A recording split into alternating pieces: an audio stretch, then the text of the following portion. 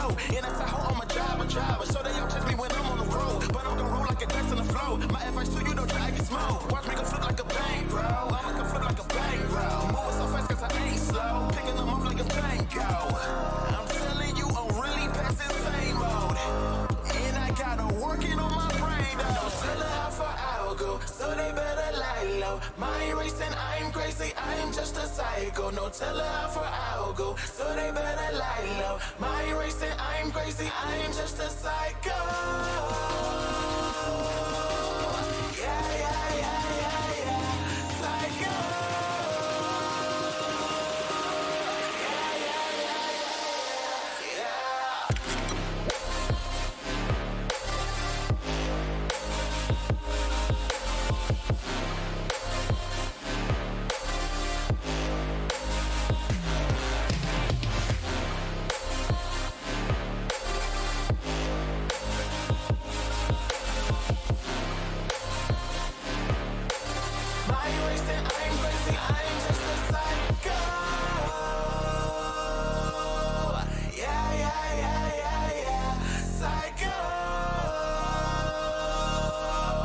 Yeah, yeah, yeah, yeah, yeah.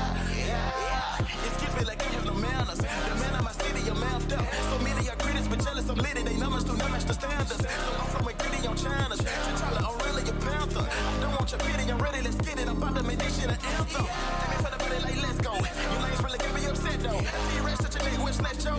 I won't utter smoke like petrol. Gas to the mass on day, whoa. Bad shit get trash on set, bro. Psycho, they call me your idol. Won't watch you die slow, I'ma answer to the bio. Tell her how far I'll go, so they better lie low. Mind racing, I'm crazy, I'm just a psycho. No, tell her how far I'll go, so they better lie low. Mind racing, I'm crazy, I'm just a psycho.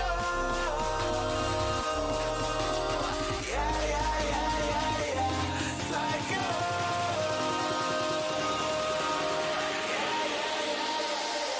Yeah, yeah, yeah, yeah,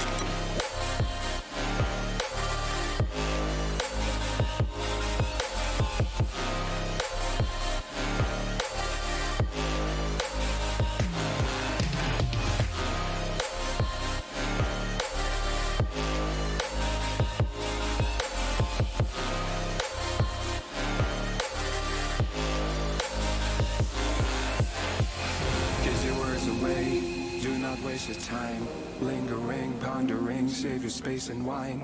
You are not a tree, just move if you don't like where you are, where you are, where you are. Every time I think about all the things I live without, motivates me, it's a do or die. Fear, no fear, it's worth a try. I lost people over pet, I don't regret it. And every time I think about it, all the time my heart forgives. I have given everything, but it's not enough. Fear, no fear, my heart can't stop. No fear, my heart can't stop. No fear, my heart can't stop. No fear, my heart can't stop.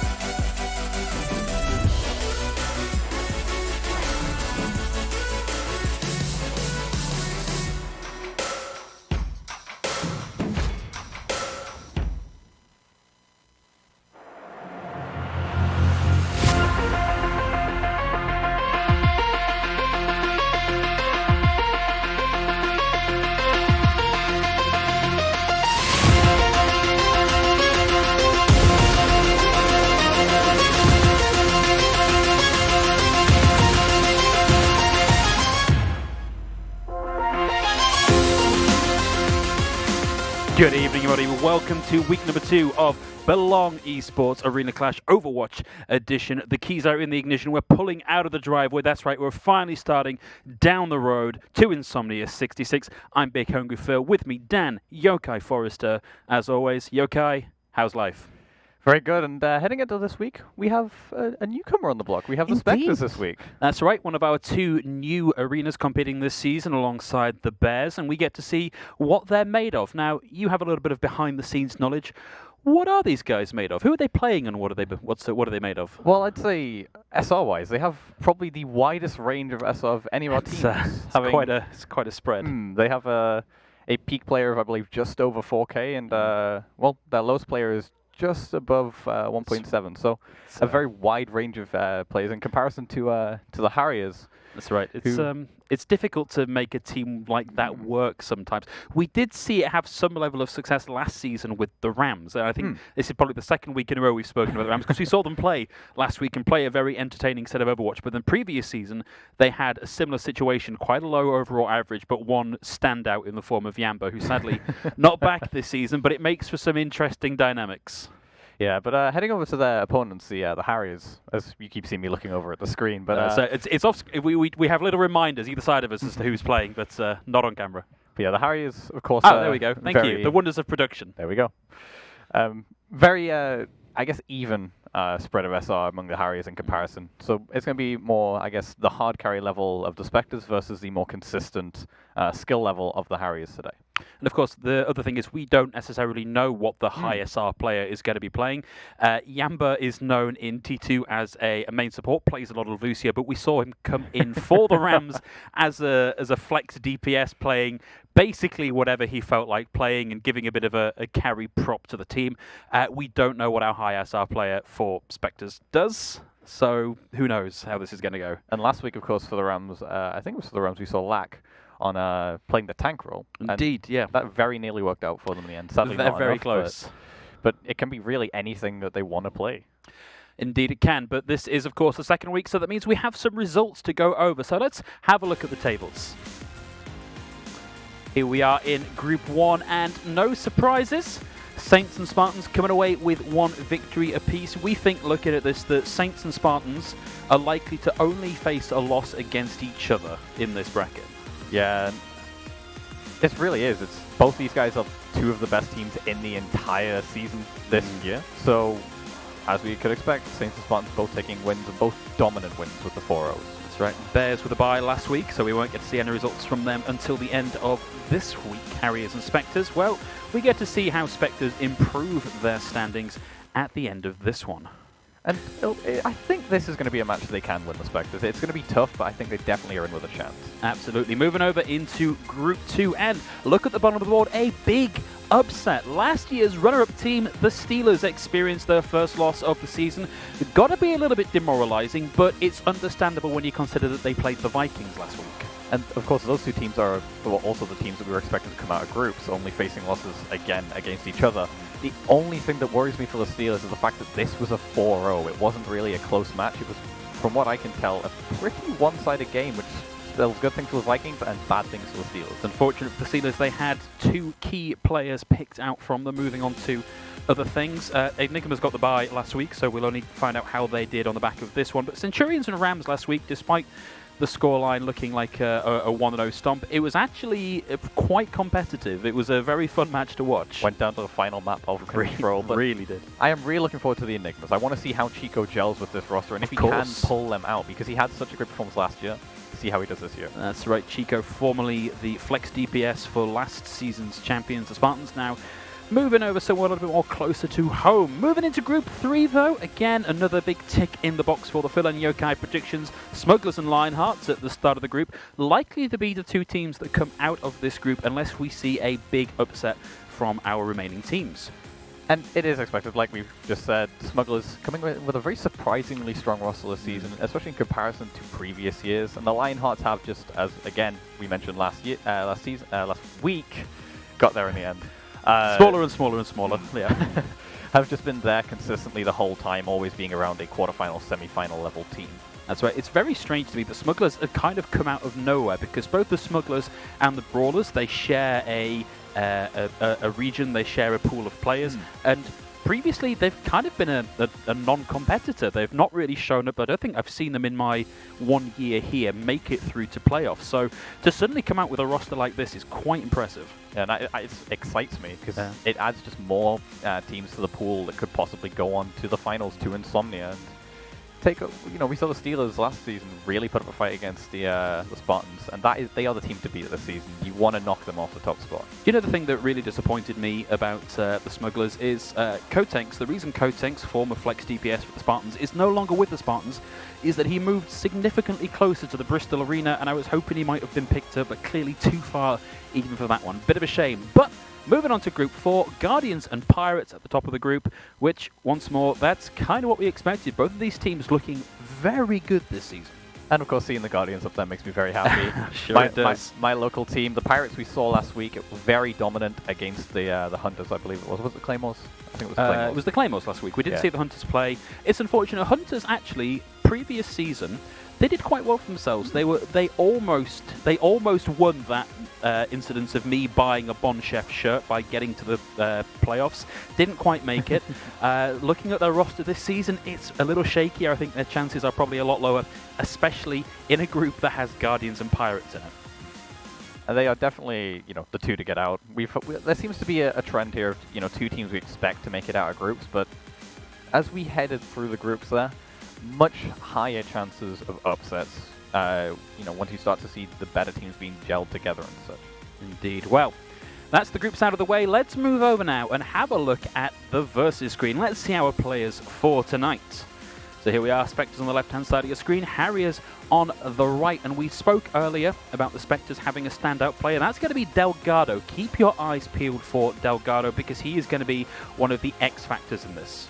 On the Harriers side, though, I do remember Mr. Adrenaline from last year. He was a great, whenever we did see the Harriers play, always performing at a high level. Also Murkai as well. Indeed. Very good performers on those teams, so keep your eyes out for those on the opposite side as well. It's always really good to see a team maintain, even if it's not an exact roster season to season, maintain a core, maintain something of a legacy so that we can say, oh, well, I've only just joined this team, but these guys have been playing together for years and years and years and seasons, and they have a lot of that synergy built in. I think it's very difficult, even for a completely new arena like the Spectres, to suddenly develop a good, strong community with all these ties in the background. It takes time, and it's great to see that Harriers are holding on to that and bringing that forward. Especially with, how the meta is similar but not the same to what it was. It's still that sort of, at least what we saw here was still a lot more of the double shield, even though as you head to open division and stuff like that, it's not exactly the same thing being played. That Orisa play, that kind of brawly style, keeping a general core for that is so it's so valuable to keep even some of the synergy, like you say. I have just had an update from our producer. So we were talking earlier about the SR ranges for our teams. Just been told that maybe some of the information is not quite what we were expecting. The average SR for the Spectres is sort of in the Plat region, but for the Harriers it's closer to Diamond. So actually, Delgado might have more of a harder time providing a carry than we initially thought. So this could be a lot rougher for them. Could be a lot rougher, but also could, in general, that average SR boost could also give them an advantage. It could pull them a lot closer in the general play, which would give Delgado that extra power to give just that edge in that situation. And of course, we are in you started to talk about it there, we're in a sort of interesting place in the meta, particularly with Overwatch League happening at the minute. I don't know about you, but I found my ladder games tend to change quite a lot based on what's been played in the Overwatch League. So have been seeing a bit of Symmetra these days. But when we think about the rank that these guys are playing at, it's not really a rank that we expect to see them be particularly slavish to the meta in, is it? Yeah, like last week, for example, we saw a lot more Rein Zarya. We saw a lot more of this sort of, I guess, more aggressive playstyle. Because once you get to high levels, a lot of the difference in SR comes down to things like patience and general, ability to play different styles of play. As you go down the rankings, you tend to see a lot more aggression and just general all-in brawling. Screaming and holding the W key. Yeah, just running into each other and hoping something dies. But that is what we can probably expect to see from these two teams as well. That Zarya, that Reinhardt. Maybe not even a traditional tank line. We could see something we've never even seen before. I want to see some Wrecking Ball Diva. Like, let's go full Chaos mode. Full all-in dive. Full all-in dive. Well, we're about to go into game now, guys, so let's see if that's going to be coming up for us. We're going to be starting on Lijiang and, of course, Gardens. Already a Pharah in the sky, ready to go. This is something we haven't seen a lot of this season, so it's really good to finally see Pharah get to spread her wings again and get a load of this damage down. Try to build that barrage up early. Indeed, so Zusia already at 26%, but slow to the point. The player playing on belongs to 0-1 has already got the Symmetra picked up, but they've lost their Moira, and that is a huge amount of the healing, unless they can get in and capitalize on that very quickly, which they've not managed to do. With that Moira down, struggling to keep themselves alive, Harriers in a very good position to take this point. Once they clear the point of the Reinhardt, who's desperately trying to get the Pharah in range of the hammer, not able to quite find it, and Zusia about to come up on the barrage now as well. But Spectres don't want to let this go just yet. They've not capped, but they're still throwing all sorts of resources at this. Just trying to delay this, just trying to hope they can get back, but it doesn't look like they're going to. And does. In the end, the Harriers are going to take our point, and all importantly, Zusia has this barrage, and he's going so deep already. Oh, wow! Zusia, that was a quick one!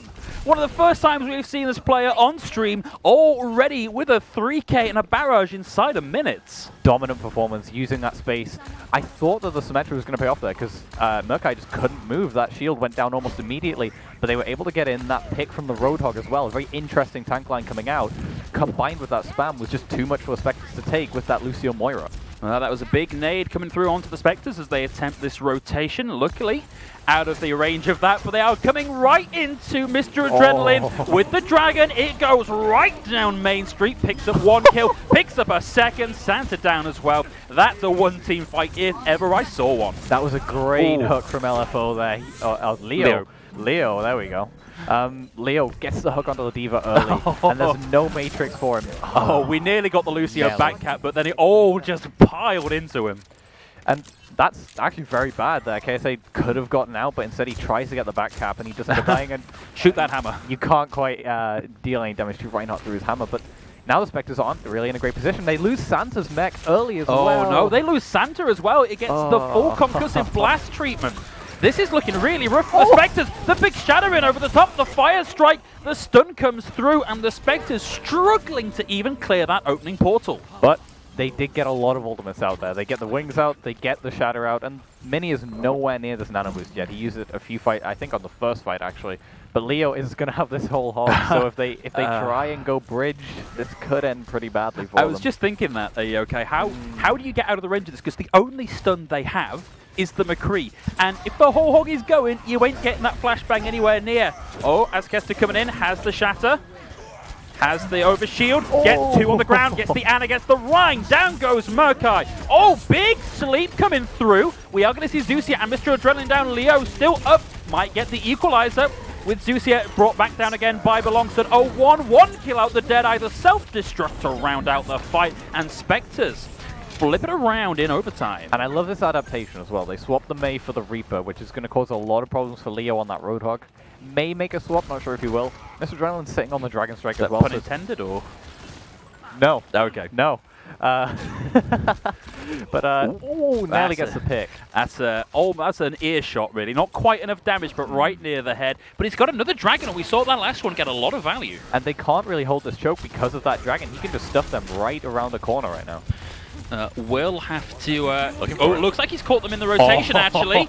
Has at the very least split them up. The Nano Boost comes through onto Murkai as Kester goes down to the Dragon. And Murkai making all sorts of space. Swinging the hammer, has the shadow, drops the hammer. But Longsword is going to get one as well. Murkai overcommits, takes a lot of damage and gets taken out of the fight. And the Reaper still alive here for Spectres. Might be the opener here to keep this alive that little bit longer.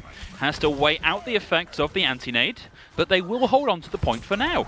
And the Reinhardt's back now as well, so they're actually going to win this fight. That was great play from Murkai to get the charge into the Dragon there, but they're not actually going to get anything out of it. And now they have the Death Blossom, and they look at the Tracer as well. They've swapped to the Tracer and they have the Moira Oh pick. dear, wow. This is unfortunate. Harriers went in sort of a 2v2 approach coming around on the flank and it just did not work out for them. They want something big out of Zeusia's Hope, but it's going to be difficult to find it. Belongs to the one, getting in, causing trouble on the Tracer, but it can be difficult to find value with those high health targets. But that is still going to cause a lot of problems for Mini, who now has to be so much more aware, and the lack of a Diva on the side of the Harriers is just going to let him get so much free damage in. That's big, that's big. Taking out the Lucio with the sound barrier on board. 2 kills already from Harriers, and we saw the Hail Mary attempt. Oh, hello, flashbang. Right click into the head, and that's going to be Spectres knocked off the point. There goes the flip, and it's going to be down to the Lucio KSA 0117, desperately trying to get back into the point, but you can't fight the whole hog. I'm surprised they didn't invest the beat there, because it was final fight either way. Had they have used it, they could have maybe sustained for a bit longer, kept their Reinhardt up, got the Shadow online, get the rest of their ultimates they were building up, but the Harriers just seemed to overwhelm them with that pressure. I think KSA got picked very early. I think he maybe poked his head around and just found his way into Zeusia's sights. Zeusia, by the way, already in spawn, but it's a very confident early pick of the Junkrat there. Did week 1 not teach us that lesson, Phil? Well, look, I can hope. Zeusia's put up a really good projectile showing so far. But for the Spectres anyway, to work around, you could very easily take advantage of Leo right now, because he seems to be playing only in this Roadhog, and it's not like it's causing a lot of problems per se. He's getting a few big hooks off, but overall, Murkai is having to play very differently because of that pick. So if you're the Spectres, you could really cause some problems by predicting that and adapting to it. Indeed, you don't have the same. You don't have the same ability to help your team out. The big wall's going to come out, but it hasn't worked out. We have the equalizer. Murkai finds Santa. Sleep goes into the backline, doesn't find anything. As Kester struggling with charge, now at 40%, looking for value, not found anything just yet, but did enough damage to help alongside 01 on the Doomfist, get the kill onto Murkai. This looks like it's cleanup duty for the Spectres, although Zeusia just point blank the concussive mine into KSA's face. Is at 78% of the way to the Riptide, but they're struggling to out-damage the Doomfist, who is getting those massive picks to open this fight up. But look, the Reaper about to get the ult as well. Spectres have done so much damage here. Yeah, and this is really what you want to see in these tight corridors, the Doomfist, the Reaper, the Mei. You see the Harriers coming out on the Junkrat instead, but you need to be spamming it through a choke, and when you just have a big shield and a Zarya feeding off you, it's not going to work very well.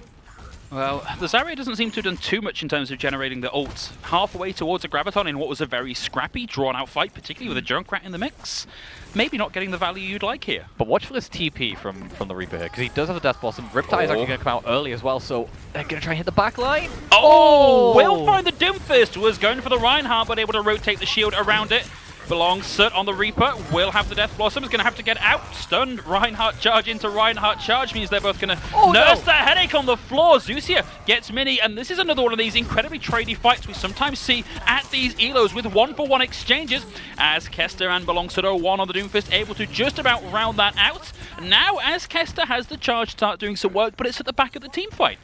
The Spectres Lucio got interrupted on the beat though, so even though they did actually get that ultimate online, they won the fight, they didn't get any value out of it, so they had to invest further. Smart play from the Reinhardt though, the nade was on it. Oh, what a sleep as well. Oh, that was absolutely huge. The Blizzard on board now for Mr. Adrenaline. Leo with the whole hog's going to find Santa.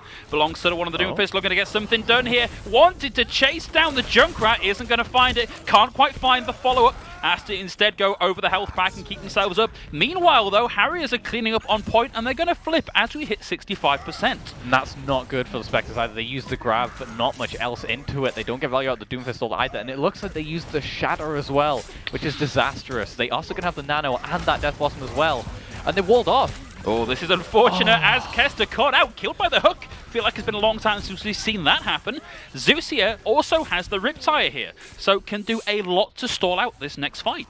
Yeah, this is going to cause a lot of problems at the choke. They could even get some picks from this Riptire and take it to 50, 60%, which is really dangerous territory. That was a really nice predict there for Mini. It didn't quite work out, but that's an opening pick. In comes the Riptire. It sees the back of the tanks. It's going to find as Kester. Mr. Adrenaline gets Belongson, and they pull the ripcord on the Beyblade. But it might be too little too late. Belongson still has the lingering effect of the nano boost there. They've managed to take out blank canvas. Is this going to be enough? Or are we going to see them stall this out a little bit further? Nice hook. No enough follow-up damage. And with that lifesteal, already a little bit muted, but still very powerful, has managed to keep themselves in the fight. Leo chases them off, though. Zusia gets the complete with the concussive blast. And if they can get rid of the Doomfist, that is a one fight for Harriers. They did a beautiful job of holding that. And this extended fight that you see, they're even pushing in still, but it's now 65%. They're overtaking on that Santa. capture percentage. Santa and as Kester maybe quite a little bit. Oh, but that's a big old shadow. The fire strike in over the top finds one with the hammer as Kester gets Leo. They're in the 3v6. Nana boost now onto Murkai to try and keep this alive that little bit longer, but it might be on a bit of a hiding to nothing as Spectres are fully resurgent onto the point, and they're going to come out of that with a lot to play with. They are going to have a lot to play with, but they're also going to have no more faults available. And this is now last fight territory if the Harriers take it back. It seems like it will also be the same case regardless here, but Spectres are going to have more tools to work with, but keep an eye on that Blizzard. They also have the sound barrier to negate that to negate any of this pressure as well, but that Death Blossom in the backline could really cause issues. In comes the Blizzard, in comes the Riptire, giving a bit of a stall on the high ground, comes into the back and it gets the triple! Both supports and the tip of the spear down. Harriers in a fantastic position to completely swap this back around. Zusi with the melee kill onto Santa, and that's going to be Harriers keeping this for now. We are rapidly approaching match game point for this one. Out comes the wall, it freezes out as Kester. It's going to be down to the Reaper to get here and keep the contest going that little bit longer as Kester goes for the tactical reset in the final few seconds. Belongsoot gets two. Doesn't find anything with the Meteor Strike, gets in onto the backline, not quite able to find the kill onto the Ana. Too much body in the way. Harriers back now on the point. Belongsoot with the clutch coming in with a triple on the back of the Death Blossom. They flip it around in what should have been a lost team fight. The Harriers split on the recontest. The Doomfist was on the point. He gets some value, but they split. Zusi with a swap over onto the Doomfist. However, he's going to get frozen down and taken out. We might be looking at a map number 3 on Lijiang here. Oh, hello! An aggressive shadow at the front of the fight. We got the Nana boost as well to keep them up. Harriers want to keep this going as long as they can, but the kills just aren't there for them. Spectres have almost certainly got this one. The Spectres, fantastic play from their DPS. The Doomfist getting 2 picks and splitting them up. And then the Reaper, when the Doomfist went down, just getting that Death Blossom in the backline, taking out the Ana. Great cleanup from them there. And the Spectres played that pretty well towards the end and did a pretty good stall, I'd say. This has been, you know, we said just before we came into this, we were looking at a Plat team with a carry against a Diamond team. This has actually been very, very close. And we can see that sort of dynamic in the way they're playing as well. The Harriers are a lot more coordinated on the teamwork sense, whereas the Spectres seem to have these 1 or 2 players that are pulling them forward, that are giving them that nice edge, if you will, there. Showing the Symmetra right now, I really like it on this point as well. This is where we've seen the likes of XZ for the Paris Eternal playing it in the Overwatch League. So yes, XZI, yeah. That's a great way to annoy a lot of people. That's exactly why I'm doing it. But we do see again, KSA, rather than playing the Lucio like he did on the first point, he's playing the Ana like he did in the second, with Belongsoot 3 playing the Lucio instead. And they are going to run the Rein Zarya with this Symmetra. Interesting. Well, looking for the TP into the top window, struggling to find it, and a very real risk of getting taken out. It just took too long, and Zusia picked that apart. And with 1 player down here, unless we can get a very quickie, well, just like that, frankly, if the Reaper can get a kill like that and keep things going, that might be enough. But Zusia's able to get 2. Mr. Adrenaline on McCree is going to find the Ana, and now Zusia right up point blank in the face of the Reaper. Can't quite get the kill. Concussive blasts their own way away from the Reaper. Harriers are going to take first possession, and they're coming out of that with a barrage pretty much in the bag. They are going to have the barrage here because you get so much ult charge just from poking, as you see, and he does hit the direct as well. But Mr. Adrenaline on this McCree is going to cause so many issues for that Reaper, and it's also going to cause a lot of issues. There we go. We do see the swap to the D.Va now, which is a good pick, but watch for this barrage! Barrage in the back! Only finds 1. Belongsoot with the top over onto the Soldier. Is going to find them. That's not the impactful barrage you might like, but it did a lot of body damage there, allowing Mirai to get 1. And Belongsoot 01 is just going to stand in the back and pepper in that primary fire and hope for something impactful. Mr. Adrenaline overcommits, gets the ante, and gets antied out of the fight. but blank canvas is there to bring them back in. We've got a Shatter, we've got a Nano Boost, we've got a Deadeye, we've got lots to play with for the Harriers. They've also got picks, though. They're not going to have to invest anything here. Oh no! Oh no! The Nano Boost comes in! The Sound Barrier comes in! The Shatter puts them on the floor! Mr. Adrenaline throws it in! And a big Fire Strike with the Nano Boost, and the Shatter from Santa on the right height is going to allow them to absolutely crack on this point and open it right the way up. Santa pretty much single-handedly getting the team kill. 5 out of the 6 kills there, 2 from a Fire Strike. A fantastic Shatter. Murkai was caught napping. Leo still on this Roadhog, though, and that's something I'm really not liking right now. You saw the adaptation with Ascaster going to the Diva. It's going to deny a lot of that Fora and McCree poke. They are still playing the Mercy, and they're going to...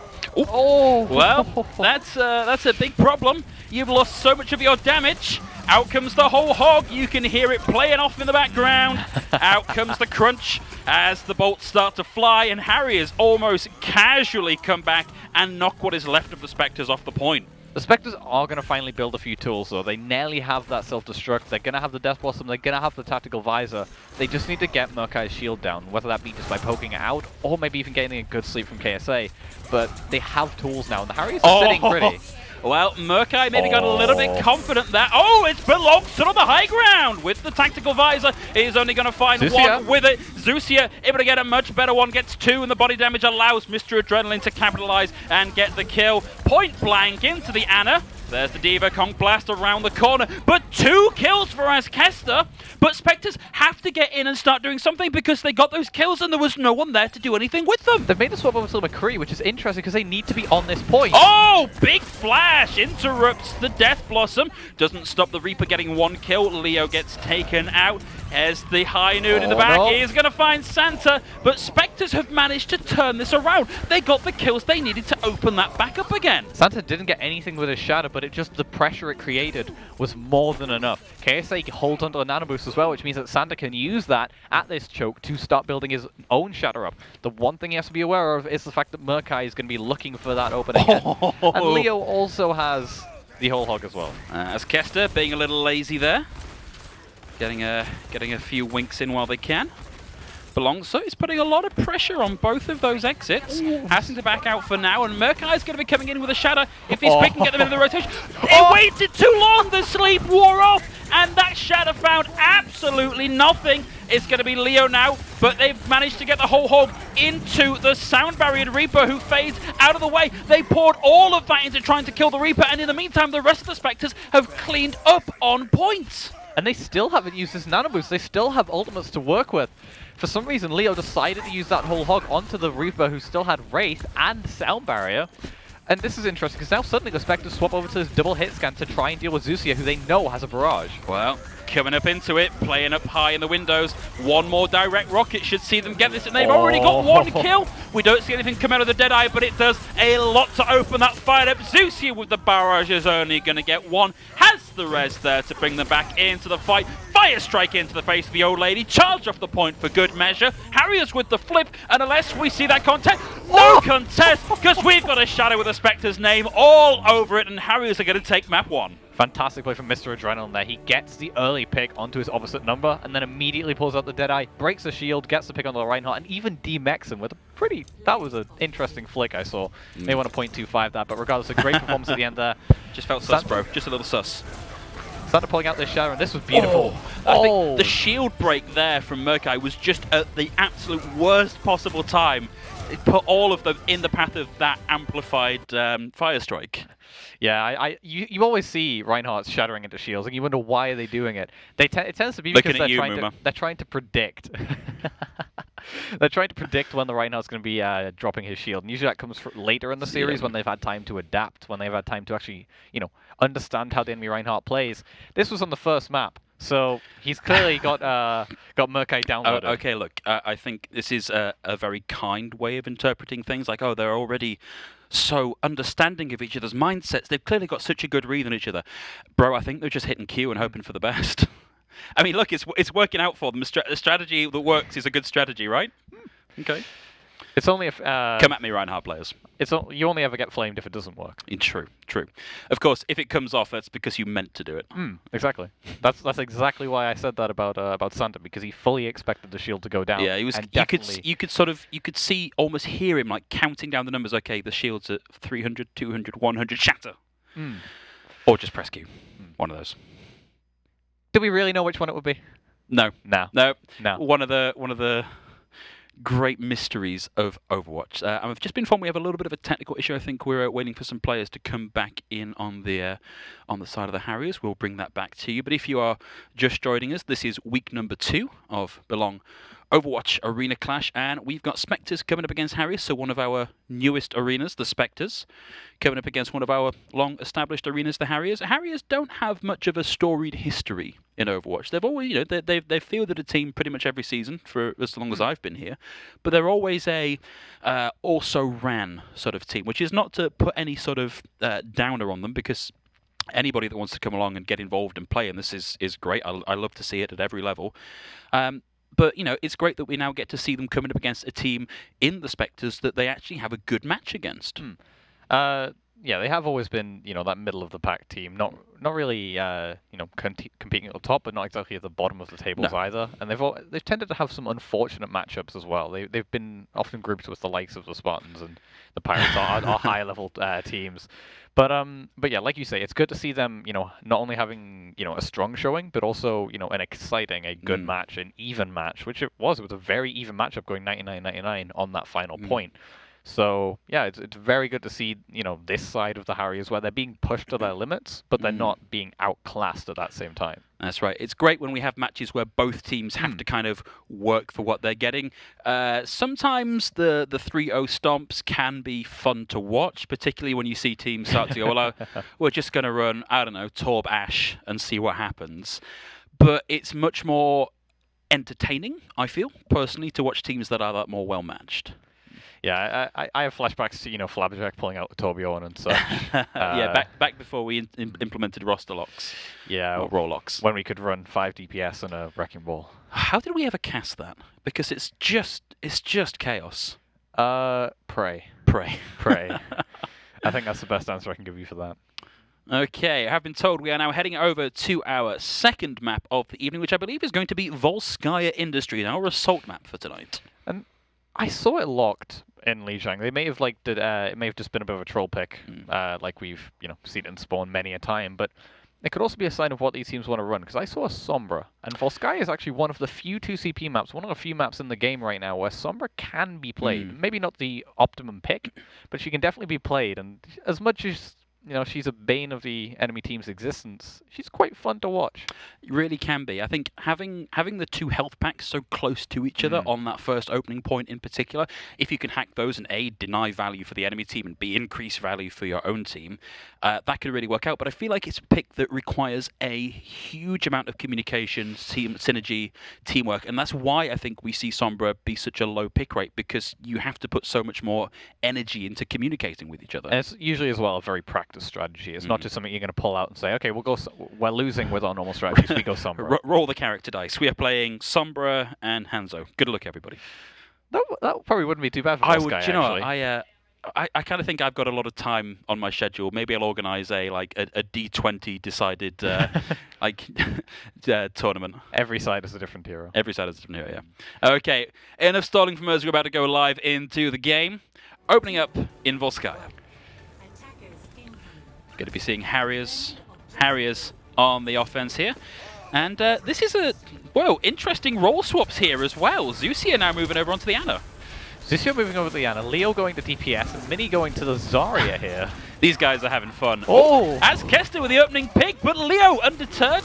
Not going to go right the way in, but will get one in the trap. Got to be careful. May trapped out in the open there. Rest of the team bow forward to give them a bit of space to bring them back in safely. Mr. Adrenaline here is going to be looking for shield break, opening up opportunities for the rest of the team to start getting damage in. A lot of pressure provided by the Hanzo. Yeah, The Wandering Orb of Doom is going to find Santa, and that is a big opener. Blank canvas with the double. Mini looking for charge, not finding a huge amount, but kills definitely racking up for the Harriers here. And that is a high charge Zarya for Mini, but sorry, high charge Zarya for as Kester, but it's just not enough. You can be the highest charge Zarya in the world, you are still unlikely to win the 1v6. Both teams coming up on tools, though, so the Spectres likely aren't going to be snowballed here if they can use their two support ultimates right. But they didn't really have a chance to build up any of that Graviton, so even though he was high charge, not putting down a lot of damage. And on the other side, if Mini can build this... Oh! Dirty arrow into the head of the Mei. Big opener. I want to see a nano-boosted Coalescence in this next one. Well, that's going to be the Coalescence at the very least. Up on the high ground, it's the Riptide. Doesn't find much. Murkai is going to take out Santa. Mr. Adrenaline still on the high ground looking for picks. Out comes the Nano Boost.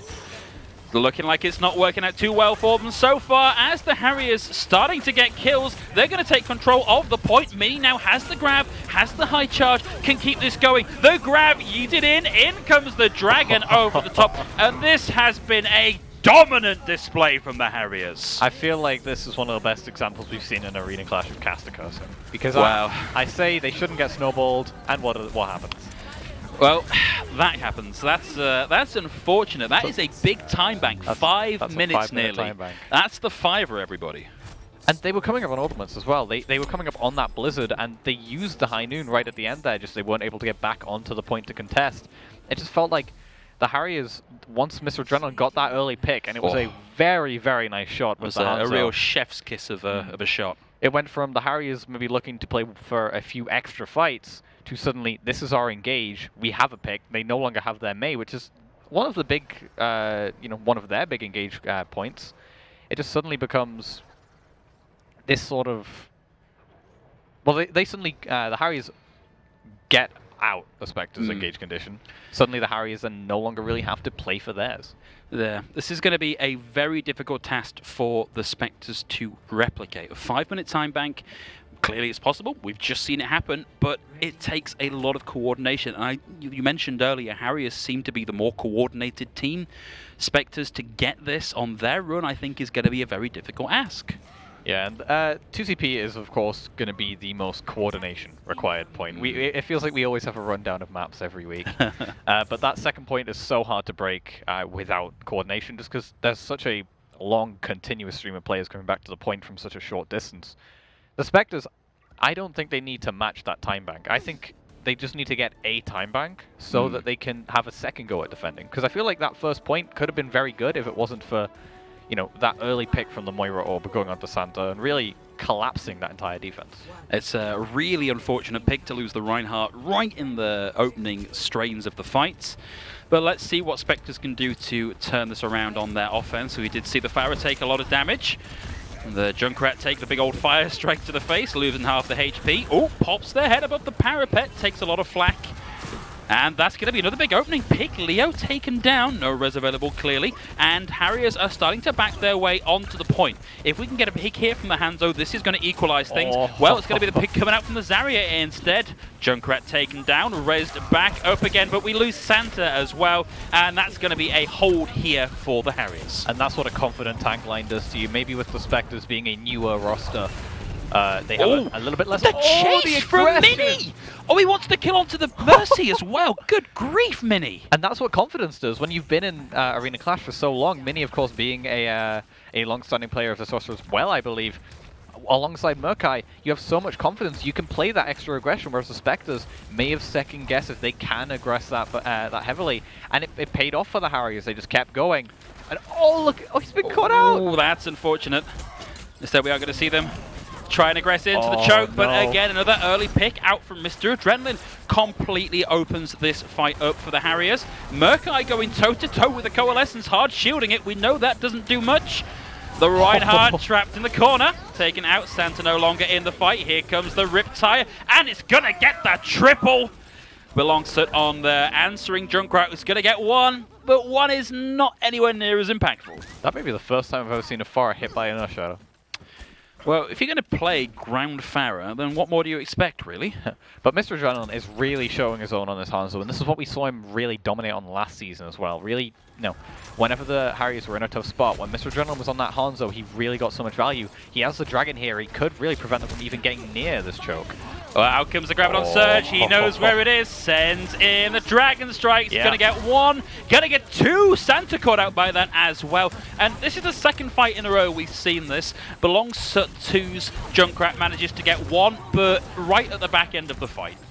Yeah, too little, too late for them to really, I guess, or should I say, capitalize on that. But if they go quickly, they will have a window where Murkai won't be in position. He will be back to the fight.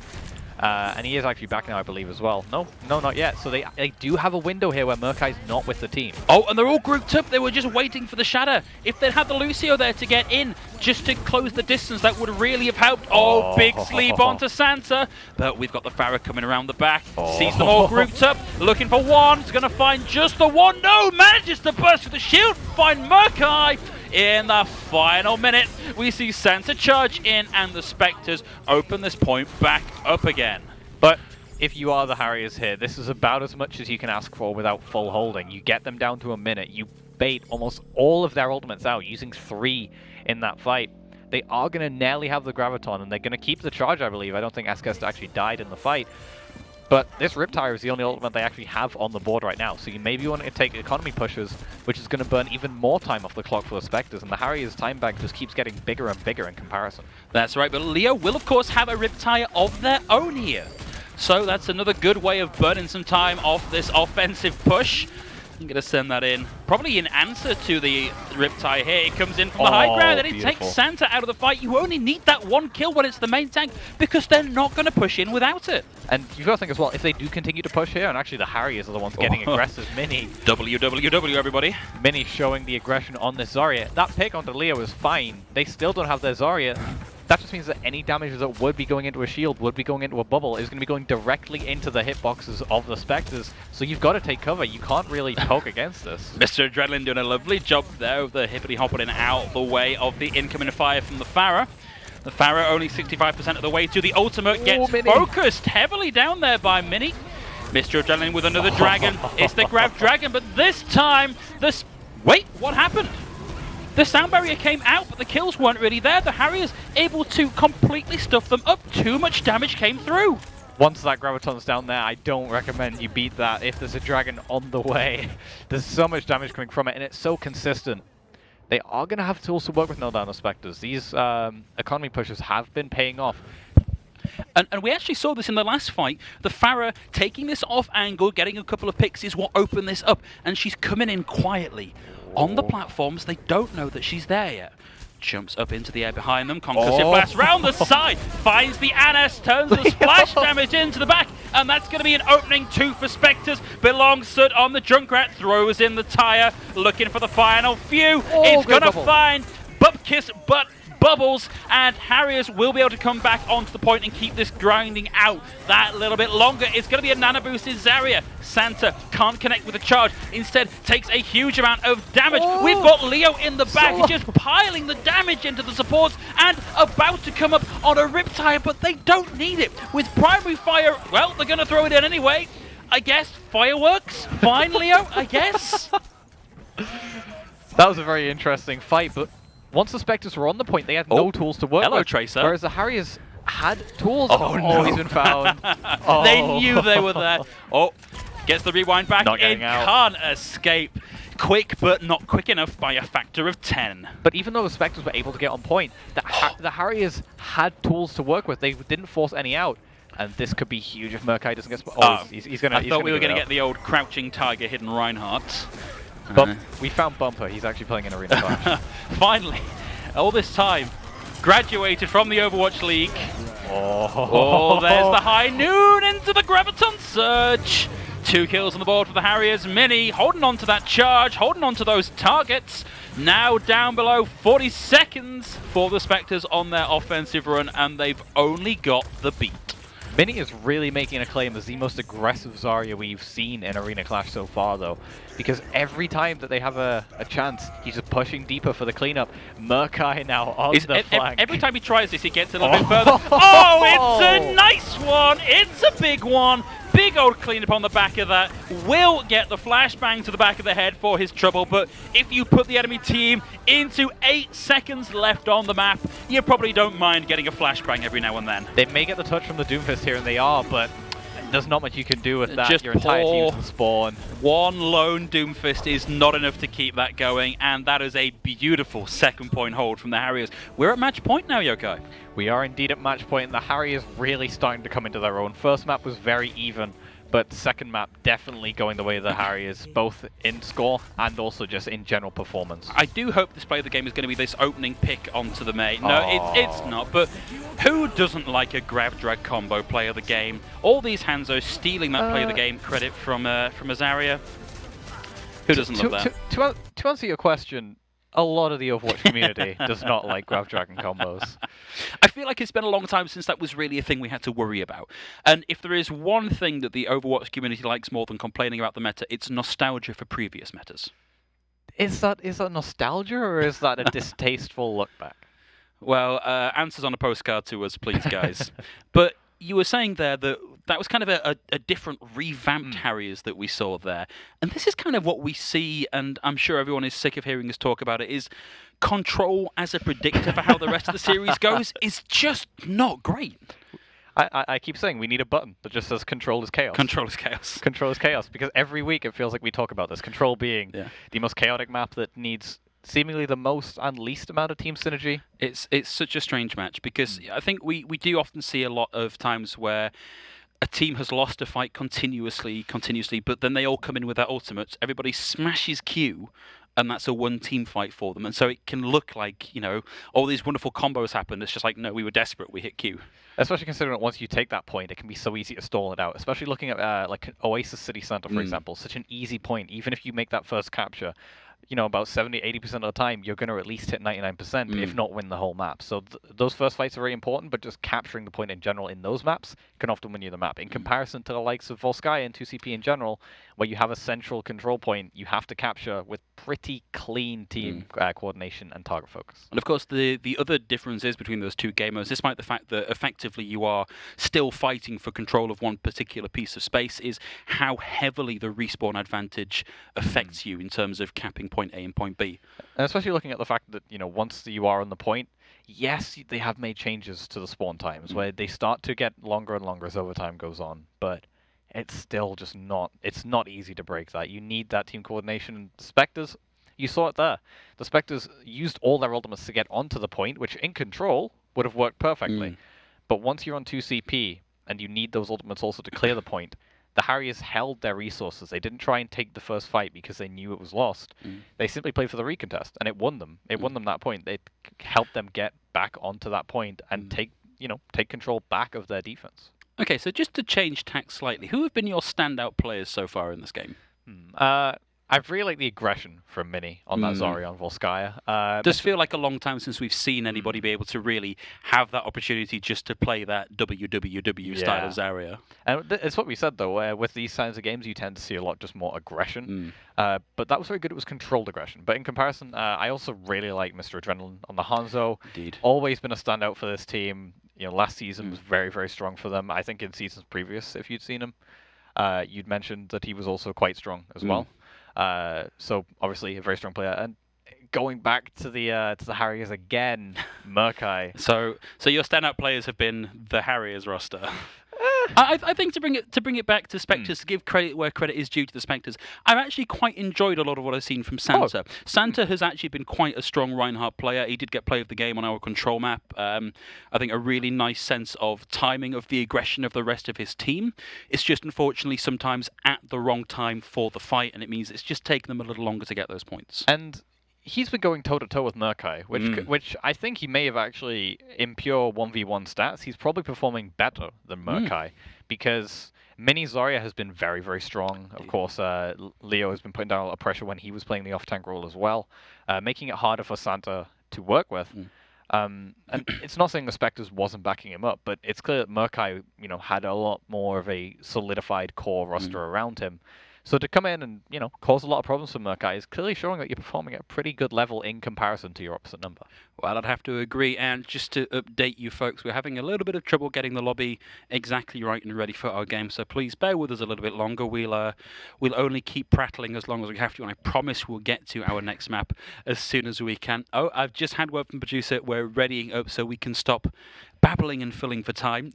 We're going to be going to Numbani, and we talk a lot of the time about how King's Row is, one of the best maps in the game, and it's a lot of the community's favourite map. This is my favourite map. I'm glad that we get to see it. I love this map. It's been a while since we've seen this map in competitive play, or in any tournament play, really, for that matter. And it's just because it's a weird one. It has very different characteristics to the rest of the map pool. You look at King's Row, and a lot of that can carry over to the likes of pretty much all of the other hybrid maps. But Numbani is different. Numbani is one of these maps where even when Goats was meta, you would tend to see a lot more of these that dive Goats floats with the Winston. You would see a lot more of these triple DPS comps at least on first point, because the point is so different to other hybrid first points and it has so much high ground in comparison to King's Row, when 90% of the time you're going to be playing that low ground. It really feels almost like a gladiatorial arena where you have a wall on pretty much every side. And there are a number of different ways to crack that. And as someone who likes to play Winston, I love that it's a map that you can legitimately play Winston on. Whether we're going to see that in this meta with these teams, I don't know. I kind of doubt it. We've seen a lot of Reinhardt play so far today, still viable on this map. I think it depends a lot what the other team is going to be running as a counter to it. I think, if anything, this is going to be more likely to be Winston, just because the way you play Reinhardt on this map is very difficult to play. But regardless, when we go into this map, it's going to be a lot of this high ground control. Like you say, it's like a Colosseum. There's high ground looking down on all sides of the point. And there's not really much cover from it either. Once you're on the point, you're pretty out in the open. So it'll be interesting to see exactly how how they want to approach the point. Do they want to play the Winston? Do they want to try and take all high ground separately with the Reinhardt? Do they want to split it and maybe play, what we saw for what that was meta for a long time with the Orisa and the Wrecking Ball? So far, looks like what you said with the Reinhardt. Well, Reinhardt with dive DPS, kind of. A lot of pressure there from the Doomfist, a lot of mobility and potential there from Zusia on the Genji. This is going to be a weird matchup. I think they're playing musical chairs with these roll swaps, though. Well, that anti looked like it was going to be a big one. Good. It's not really worked out. Sudden's defense starting to maybe look a little bit rocky with the main support now down out of the fight. Leo now playing the Moira. Taking a bit of damage. We're going to see over Zusia manages to get the dash reset, takes down the Doomfist, and even though we've got a Hanzo on the point getting 2, there are a lot of health points on the point now for the Harriers, and we are going to see a quick cap on point A.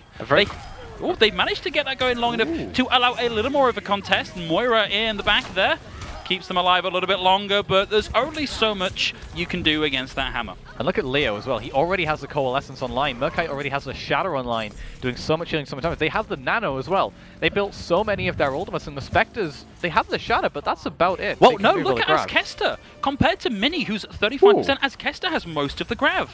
He does, actually. And actually, KSA is also going to get the pick onto Leo as well. For some reason, they're playing the Reinhardt on point right now with the Harriers. That's a big opening and a strange positioning for the Reinhardt. If Spectres press the advantage here, they can get that going. Nice engage with the Seismic Slam. Almost didn't get out with the punch. But we're going to see now both Anna's taken down and Spectres starting to push back as Kester able to get Murkai. We saw the Coalescence thrown in as well. And now the Spectres have the chance to hold at spawn. And they played it really smart as well. They didn't overcommit to that first point contest. Instead, they played for this corner, which is one of the hardest points to break in the game. Oh, we've got the Genji on the field. Everybody got the Nano Boost as well. 2 kills on the field so far. Nothing for the Genji, but the rest of the team able to open that up. The Shatter gets thrown in by Santa, but it's too little too late. They lose that ultimate.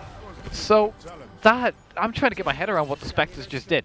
They were grabbed, there was a Nano Blade coming out, and they still decided to throw in the Nano Boost and the grab themselves. And on top of that, Santa's the only person alive and throws in the Shadow as well. The Spectres do still have tools to work with, but they're nowhere near as impactful as those big crowd control ultimates. And Murkai looking to stuff with a Shadow as well. I still maintain there is a lot of value in solo grabbing and ulting Genji, just to look at the frustration on their face. But it might be an ult they want back. This is a very short streak phase on Numbani, and unless Spectres can push back in and take this over, they may be in danger of losing it here. Spectres pushing back, The Longsword able to get one with the Dragon, taken out by the brother, but Spectres now in control of the payload, of the objective for what feels like only the second time in the game. And Murkai somehow wasn't getting enough healing there. He actually was sat on the point there, trying to push it forward, and dropped so low he had to back off. His team took so much pressure, and once they backed off, the Spectres just got rolling and had the momentum in their favor. Murkai still holding onto the Shadow though, but Santa's finally matching it as well. I want to see the flank Shadow coming out from Murkai. He got one right at the back end of Volskaya. Instead, he's going to go toe-to-toe. Now watch for the footsie games of the shields of these two Reinhardts, because that's going to be what dictates this next engagement. Unless, of course, you get an opening pick. The Shadow comes out, but it finds the Zarya bubble. No value out of that Shadow. Once again, Spectres still in control as the payload starts to rock its way back. They were trying to focus down Santa's shield, but in the meantime, they were just being flanked and hit on the backline. Mr. Adrenaline is going to get out, but great patience from Santa as well, not to use that Shadow for cleanup, but somehow Zusia actually finds the Hanzo as well, so no real pressure on this shield coming out from Murkai now. Well, we're coming up on another big wombo combo for the Harriers, see if they can manage a little bit more patience. We may even get the Space Jam. The Brigitte now on the field for Spectres, KSA on that. Shadow comes out, puts two on the ground, and it's the two with a big ult combo. And that's not going to be a fight that they can take. And, oh, well, no, a little bit of pushback here from Harriers. Many able to get KSA. Zusia still alive, gets a kill in the back. Out comes the Dragon Blade to try and clean this up. Gets the whack kill onto Kester. One more down and out, and the Harriers able to bounce back, and it looks like that's a cap on Streets. Yep, definitely a cap on the second point there. Well played from the Harriers there. Such patience coming out. They knew that that fight may be winnable if they got an extra pick. Once when he gets the pick, it's almost like you can hear them all saying winnable, winnable, winnable. And Zusia in the back line pulling that blade. That's unfortunate. Zusia picked up at the start of the fight. Harriers are still going to try and take what ground they can, but they are going to be coming into a rally. Makes it a lot harder to burst through that, even with the Coalescence in the mix. They want to throw everything at this. We also saw the Meteor Strike come out, but the stun was there to take Mr. Adrenaline out of the fight. And Spectres are now surging back into the Harriers, who are only going to have the Shatter and the Nano Boost in this next fight. Again, though, the Spectres are... Oh, what a pick! Mini. Beautifully done. They know when they've got an opening. They're pushing right the way back in. Mini with the double as Kester goes down. Zusia with a swap over onto the McCree. Able to get one another in the fight. The grab comes out. The Moira able to fade out of it, but at low health they have to back off. And now in this what could be the final fight, we still have the Nano Boost and the Earth Shatter. This is Harriers' fight to lose at this point. And again, the only thing the Spectres have is the grab. They haven't had a chance to build any of these ultimates just because of how quick these fights have been. Well, we might see a bit of a Space Jam here. Dragon in over the top. In the meantime, the Meteor Strike comes down onto the Ana. Murkai kills Santa with the Shadow itself. And suddenly, the Spectres' defense crumbles. There are only two on the point. They're able to take out the Reinhardt, but there's nobody else there, as the Harriers secure the team kill and secure point C on Numbani. I thought that was a great play there coming out from the Doomfist because they go on the Ana rather than the Grav. Of course, the Grav only having the nano-boosted Reinhardt in it. But only. Okay. It's a pretty big target. He is a very big target, but not a good target, should I say, for the Doomfist and the ult, I'd say. But sure. He gets the Ana with the pick. And then the Spectres don't really play around it. Murkai is going to have less healing. They hit him with the nano boost anyway on the side of Leo, I believe it was in the Ana, just before he died. But he still manages to get so much value out of it. And the Spectres just needed to play that a little bit slower, play around their advantages, but they rushed it. They separated out the point. And it was easy pickings for the Harriers. Well, the Spectres once more have a big task ahead of them. We are at match point. If Harriers secure this defense, stops the Spectres getting in all the way to the end of point C, they will take this map and the series. We'll play one more after that, just to give everybody a bit of a chance to stretch their legs on our final map of the evening. But if Spectres want to stay in this, they've got to take this map on offense. And it's an important one for the Spectres as well, because we mentioned this is probably going to be, because of the difficulty of their group, this is going to be one of their big chances to take a series to put themselves on the map in this, in Arena Clash. And they're finally making a few adaptations. They have got KSA on the break now, which I think is actually going to be pretty good, especially if the Harriers decide to run some form of dive, maybe anticipating that Winston like we mentioned, but so far, no, they're going to be looking to run This Torbjorn on defense now from Mr. Adrenaline, and he's pretty good on Hanzo. He's no slack with his aim, so... Oh, nice opening pick. Zusia able to find the Hanzo already. You probably don't mind that too much from the Spectres. It's a very early kill. The only thing it does do is give Zusia a lot of ult charge. Almost at 50% on that as Harriers get their way out of the points. Mr. Adrenaline on the high ground, raining in those right clicks. Couldn't find too much, but coming in against that Torb turret, that's going to be a little bit tricky for them. It's another angle to consider. We saw Santa falling very, very low there. Has to back into the healers. Oh, Mr. Adrenaline, if you didn't have the overload just then, you were going to get taken out, and it comes through anyway. The kill there from the Hanzo for Spectres. It's a big opener. They're now down to 5, down to 4 as Kester getting the kill onto Zusia, who had that Riptire ready to go. Anna in the back, belongs Soot falling incredibly low, but the Spectres, in the meantime, on the ground floor, have done enough to secure themselves at least a little bit of cap here. Oh, in comes the Riptire. Where's that going to land? Is that going to land in time? Riptire a little bit too late. The Anna tags into contest at the end. There's the Riptire. It's only going to get KSA. Belongstood able to get out of the way, but it bought just the tiniest sliver of time for the Harriers to get back in and contest the point. There's the Coalescence. Mr. Adrenaline gets the kill onto Santa. Mr. Murkai back in with the Shatter. The turret gets 2, and the Harriers claw it back at the final second. How?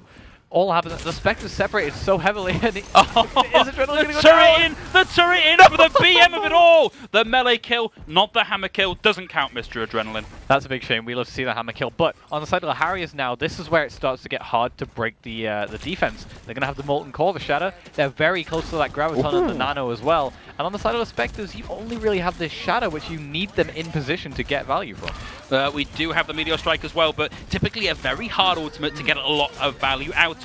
But Spectres are going to press the go button here. With the rally online, they're going to start to aggress in, but they're going to be aggressing in over the Molten Core and into a lot of other ultimates. The turret will go down. Belongsoot trades out the Anna. Oh, big charge from Murkai. Long range, doesn't quite get the kill. The counter charge is there, and Murkai goes down. Spectres, once more, in a very good position to take this. They're only coming into the Coalescence. There's the Graviton Surge. It locks them off the point. Beautiful. And a beautiful counter shatter locks them up. The Graviton Surge, comboed with the Coalescence, is going to see Spectres finally get that 3rd tick on the board. You can see the cogs ticking inside of Santa's head there. Like, there's 3 in front of me. Can I hit them all with this shatter? He does. He gets both of the big threats there and secures the point. The Harriers will look at those ultimates. They still have the shatter. Ooh, big dive. Can't quite secure the kill. The Anna there to keep Zusia alive. Belongso is going to be coming in with the Dragon. We may see them start to play an off angle here, but Zusia will have the tire ready to go. Can completely stuff up this offense if it's placed just right. He hasn't really found too much with his tires so far, though, so he's going to need to find something, find an opening here. But it's even just the presence of it is going to create a lot of pressure, going to force the Spectres to play around it. Here we go, playing around the back. What? Playing very close, actually. Comes around the back, is only going to find as Kester, but it's an opening, and it's a big opening, but Belongsoot on the Moira will find Zusia. Leo equalizes, taking Santa out of the fight, and now Mr. Murkai has, I keep calling him Mr. Murkai, it's just Murkai. Murkai has the chance to open things right up again here, and Harriers are going to retake this point, and they've got an angle now on the enemy. Hanzo swings the hammer, knocks the head off, and Harriers start to push forward. That's a trade you take any day of the week, though. Your Junkrat for your Zarya, especially your Reinhardts. All my Reinhardt mates out there. How can I hate that? Murkai going for yet another flank shatter here. Sees them come around the corner. Has the Reinhardt. Waits for the rest. In comes the shatter. Puts Santa on the ground. Gets the charge. Connects the abilities. Gets the kills. Spectres sent back to spawn. Murkai's been doing that all series long. You have to be scouting that out to the Spectres. Check your corners. Check your corners and check your spawn doors right now, because they're going straight to the spawn. Oh, that Moira's so low. I don't think they are going to end up finding her. But he's going to have to get out. He is actually going to get out in the end. But the Harriers still have tools to work with. They're using 1, maybe 2 ultimates per fight, which is a great economy to have. Ooh, this is a great engagement. We actually saw Belongsoot on the Moira almost take out the Farah. It came very close. And they're going to open up with the Coalescence to drive forward, but they're going to be coming into a high noon. It finds 1. KSA goes down, Mini able to get Belongsoot 0-2 on the Hanzo, still desperately looking for heads to dink. Can't find him. Mini with the high charge, burning down the shield, burning down the Reinhardt, finds the enemy Zarya, powers through the bubble regardless, powers through the healing. Kills the... Nope, the Moira gets out of the way with thanks to the healing orb, but just the Moira on their own is not enough to win this, and now Harriers are knocking on the spawn doors again. This aggression is so good. Murkai just scouting out, making sure there's no Murkai swaps. spamming hello at the spawn doors. Oh, this is why I love Arena Clash. Just moments like this. Pure BM, pure skill, pure entertainment. Zusia closing on another barrage. That with a grab could be absolutely devastating as we hit 1 minute 20 seconds. In comes the Meteor Strike from Alongside 01. Doesn't find anything, but does get into the backline. Instead, just gets out of trouble. Waits for the cooldowns to come back in. Big shatter. That's an opening. And we see 3 kills on the back of that. Only 1. Mini got 1. Having used the grab there as well. Zusia has 2. Might have a chance for equalizer here. We're going to see the barrage come in as well. They're very close. That might be within barraging range. They're Zusia certainly making a nuisance for themselves. Zusia finds Azkesta here as well. And that's a valiant effort, but Doomfist up against Svara is a hard matchup. To make that work was very well played belongs to 01. But Zusia kills 3 of them there, so actually the Harriers have a really good chance of getting back to the point. Had there been 3 on the cart, I don't think they would have made it. Spectres, though, are going to have some tools to work with here. That Graviton and nothing to negate it on the side of the Spectres is going to be great. They just need to get it off and maybe get out the way of this barrage as well. Coalescence to start things off. Doomfist punching in, not going to find anything. Oh, no. Out comes the Graviton Surge, but we lose belongs to 01 on the Doomfist as Kester went in for something big, and Zusia pulls the 4K barrage out of the back pocket, gets Santa with the primary fire, and in the final few seconds, that one ultimate is going to secure the fight and the series for Harriers. Zusia has been a star on that far of this map, nearly pulling back a 5 versus 1 and rounding it out with that 5k, which, had he have got it a fight earlier, would have won them that fight. It's maybe kind of fitting here that Zusia on the Pharah is going to be what defined that final team fight, playing as the Harriers. Let's see Zusia pull this out on the back end. Going to come in and just get some follow-up kills, pile in on top of that body damage, and just secure the team fight right at the end of point C. And you see how valuable these off angles are. We mentioned so often how good off angles are. You know, they're just so hard. You force the Reinhardt to face away. You force some attention away from the frontline battle, which makes it a lot easier for your frontline to create pressure. And right there, they just didn't know what to do. They were rushing to the cart, but at the same time, Zusia's behind us, firing into our backs. You're between a rock and a hard place, and he really made it work there. Both on the Pharah, on the McCree, whatever he was playing, he really put down a lot of value. That final penultimate stall on the cart where it was Santa and the Doomfist for the Spectres desperately trying to get rid of Zusia on the Pharah was a real highlight of that match for me. Yeah, it was almost like an action movie where very nearly. It was Zusia versus the world. But I think the more defining moment was the Nano Barrage, the fight after that. That was okay. That was pretty good. So that is going to be Harriers taking the win, but of course we are playing for map points here as well. They come down to the decider as to who is going to leave the group, and I kind of like these map 4s where they don't really matter, because this is where teams start to get a little looser, start to play some of the sillier stuff that we're used to seeing in these map 4s. So looking forward to seeing that when it comes out. I mean, our last week's series where we went to the map 5, where this map was going to decide out of the series or if we go to the map 5, that was probably one of the silliest compositional-wise maps I'd ever seen in Overwatch. So I beg to differ. Okay, well, fine. I still think we're going to see, maybe we'll see some more Torb. You know, I almost feel like the Torb pick there was a little bit of BM. You know, if you're really serious about getting that win, you've got to be super confident on your Torb ability. Well, I'm quite an advocate of playing Torb, especially at lower ranks, just because it's almost like having a 7th player on your team putting down damage, just consistently shooting, and it doesn't miss. So even if you can't aim, you can rely on your turret. And that's not to say Mr. Adrenaline can't aim. No, he's been a very good shot. He's probably one of the better aimers in What was that for? Well, I didn't know what to call it.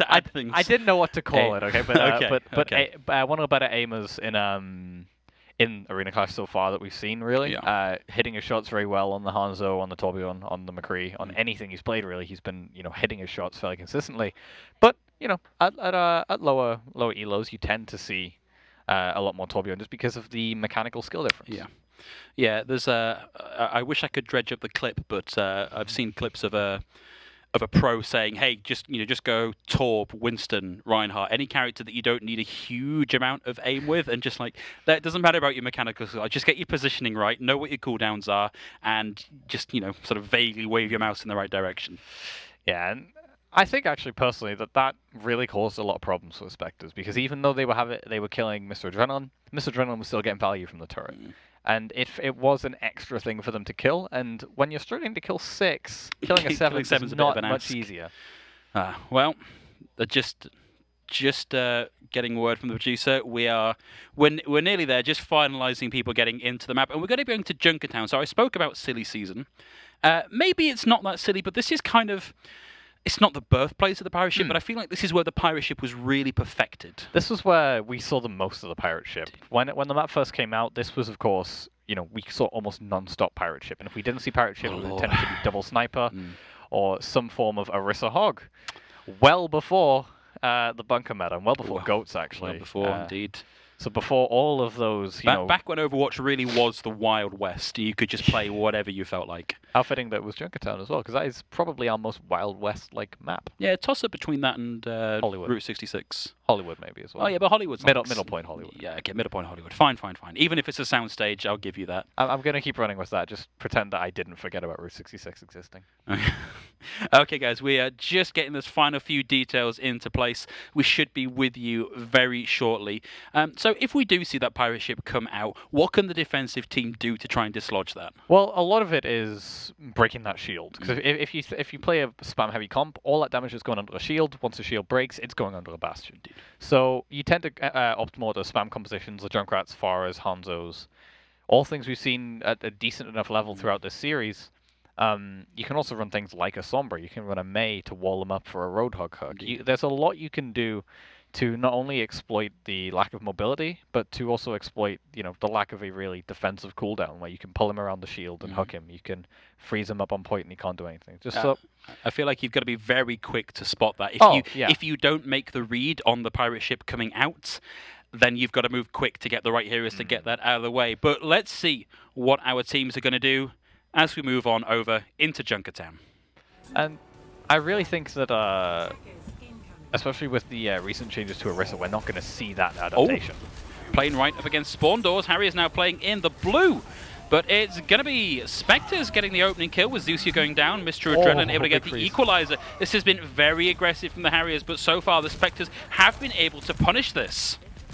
And they've just been so patient. They haven't really been pushing it too much, and belongs on this Widowmaker, just taking his angles, playing it safe, not really trying to get too much value. Nelly hits the headshot on the Moira, but not quite. But overall, just good patience coming out from the Spectres. They were put up against in a very tough position where you get spawn camps, and they play with it well. Santa now nearing that Earth Shatter as well, because he's putting down so much damage. Zusia also playing that Widowmaker, but so far not much value from it. Well, it's certainly given them a lot of things to think about, a lot of pressure on them. They know they can't really play right in the middle of it. Zusia has finally started to turn up just as we Caster Curse them, reverse Caster Curse them, Caster Bless them into the... Spectres have come back in now. They've got KSA on the Baptiste, and it's going to be Belongset 02 getting that opener once more. Zusia going down, but Belongset falling to the Tourbillon. Harriers just look like they've been able to eke this back out. Right at the last possible point, you could consider holding this. Yeah, now this is a great position to holding, because there's such a long distance that the Spectres have to cover to get to a fight, which means that this Tourbillon, this Widowmaker, they're going to... Sorry, guys. If you could see just my head in my hands, looking at Murkai, waiting for them to come back. Are Spectres going to finally get the read on this? No! Down comes the hammer, in comes the nano boost, round comes the pain, as Harriers secure their 4th flank shatter kill, and Murkai pulls out the dance moves. You'd think the Spectres were scouted at this point. They are going to have the sights, so no flanking is going to happen in this fight. But Mini punished, frozen, even in the middle of that beautiful Fat Man Lemonade to keep them alive through that. Kills racking up for the Spectres here. Out comes the Blizzard. A valiant attempt at a charge out for Murkai. And belongs to 02, starting to come up into cleanup duty. Mr. Adrenaline's going to get one, and Sansa is trapped by the goo. But it's actually great. That's going to give his supports a huge amount of ult charge, because the Torb isn't going to get any value from that damage.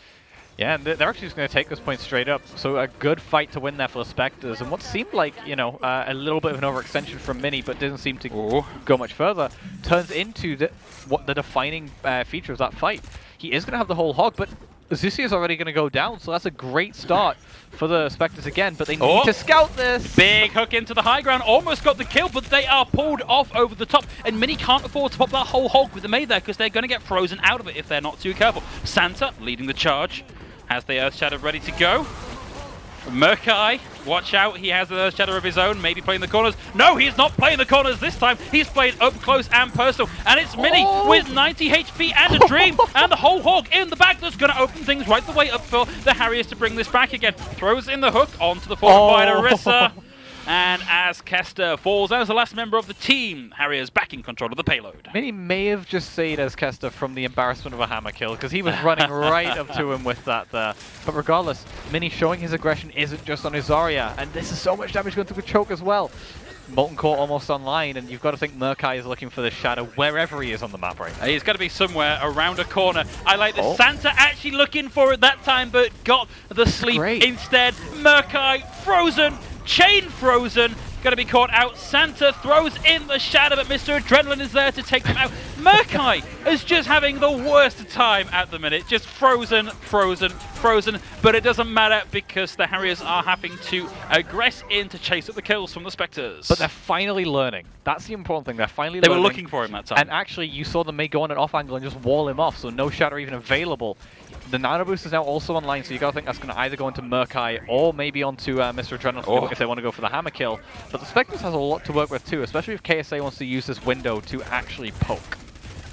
Oh, we're actually gonna swap here. Santa coming in on the Sigma here. Blizzard comes in, I think, from the low ground. Mr. Adrenaline frozen up. And the drop down from Belongso to 1 on the Maze secures the kill onto Mr. Adrenaline. And now chasing down Mini on the Roadhog. Throws in the wall. Stops Murkai escaping and able to get the kill onto them there as well. Mini is going to have another whole hog. Zusia with the Infrasight here might not be enough to turn this team fight around. As the Infrasight's now up. Are we going to see another contest here from the Harriers? They've got almost all of their ultimates. Oh no. Oh, Zusia! Patient, waited.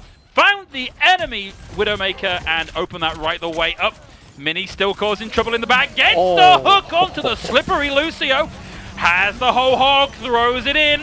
Some of that went into the Sigma, but not enough. And Harriers stop it just a scant 5 meters from the point. Just over a minute now left for the Spectres. And they're down to not having a lot of toys to play with. Yeah, they used a lot of that last hello! fight. What a transition. Camera right into headshot. Yeah, it was a bit unfortunate for Belongso too there, but a nice shot from Zusa, and that's actually huge because now they're under a minute. This is going to be last fight, or at least last full 6-on-6 fight. And the only thing they really had to work with was this Infrasight. They are going to get the Flux online fairly early, but right now they need to just get to this point without losing anybody. Well, that's unfortunately not going to be the case as Blank Canvas able to get Azkester down. Spectres sending their Widowmaker around the side. That just comes face to face with Zusia right in their sights once again, almost casually taking them out of the fight. 30 seconds left on the clock. Harriers don't have any ultimates, but they might not need them at this point. Oh, this is unfortunate. They're going to get caught out. Staggered late. And the charge from Murkai doesn't quite connect. Instead, boops the Orisa right into the middle of the rest of the team. And they're just able to focus her down. 10 seconds left. We might see the contest, but this is very, very tricky for the Spectres to manage. In comes the Gravitic Flux, just for that additional mobility. Is going to throw the Reinhardt into the air, but Santa gets hooked out of it, throws in the rock. They've got the contest going. High Noon in the back. Will get one, but it's only going to find Mini. In comes the Molten Core as well. Shatters to round things out. And that's as far as Spectres go. They get one more go at this with a good point A defense. They might just manage that. What do you put? It's been interesting. The Spectres have tried a lot of different things. They tried mirroring. They've tried the Widowmaker, which worked pretty well. It did feel to me a little bit like Zusia maybe had the upper hand in that exchange. I'm pretty sure in terms of raw stats, they went pretty much even in the duel. But Zusia had a much more value elsewhere in the fights, which is also, you know, of note. Believe it or not, these heroes do also have to hit shots on other characters than Widowmaker. Oh. I'm going to make a note of that. That's useful information. Thank you. Yeah, Diamond players don't really seem to understand that much. But regardless, they even tried going back to the old meta. They tried to play the Orisa. They tried to play the Sigma. They couldn't even get through the choke with that. That's unfortunate. It was unfortunate, and it was even more unfortunate because both teams were running kind of weird adaptations and evolutions of compositions. Spectres are doing what I would have said to do and run the reverse pirate ship, the defensive pirate ship, with that double shield.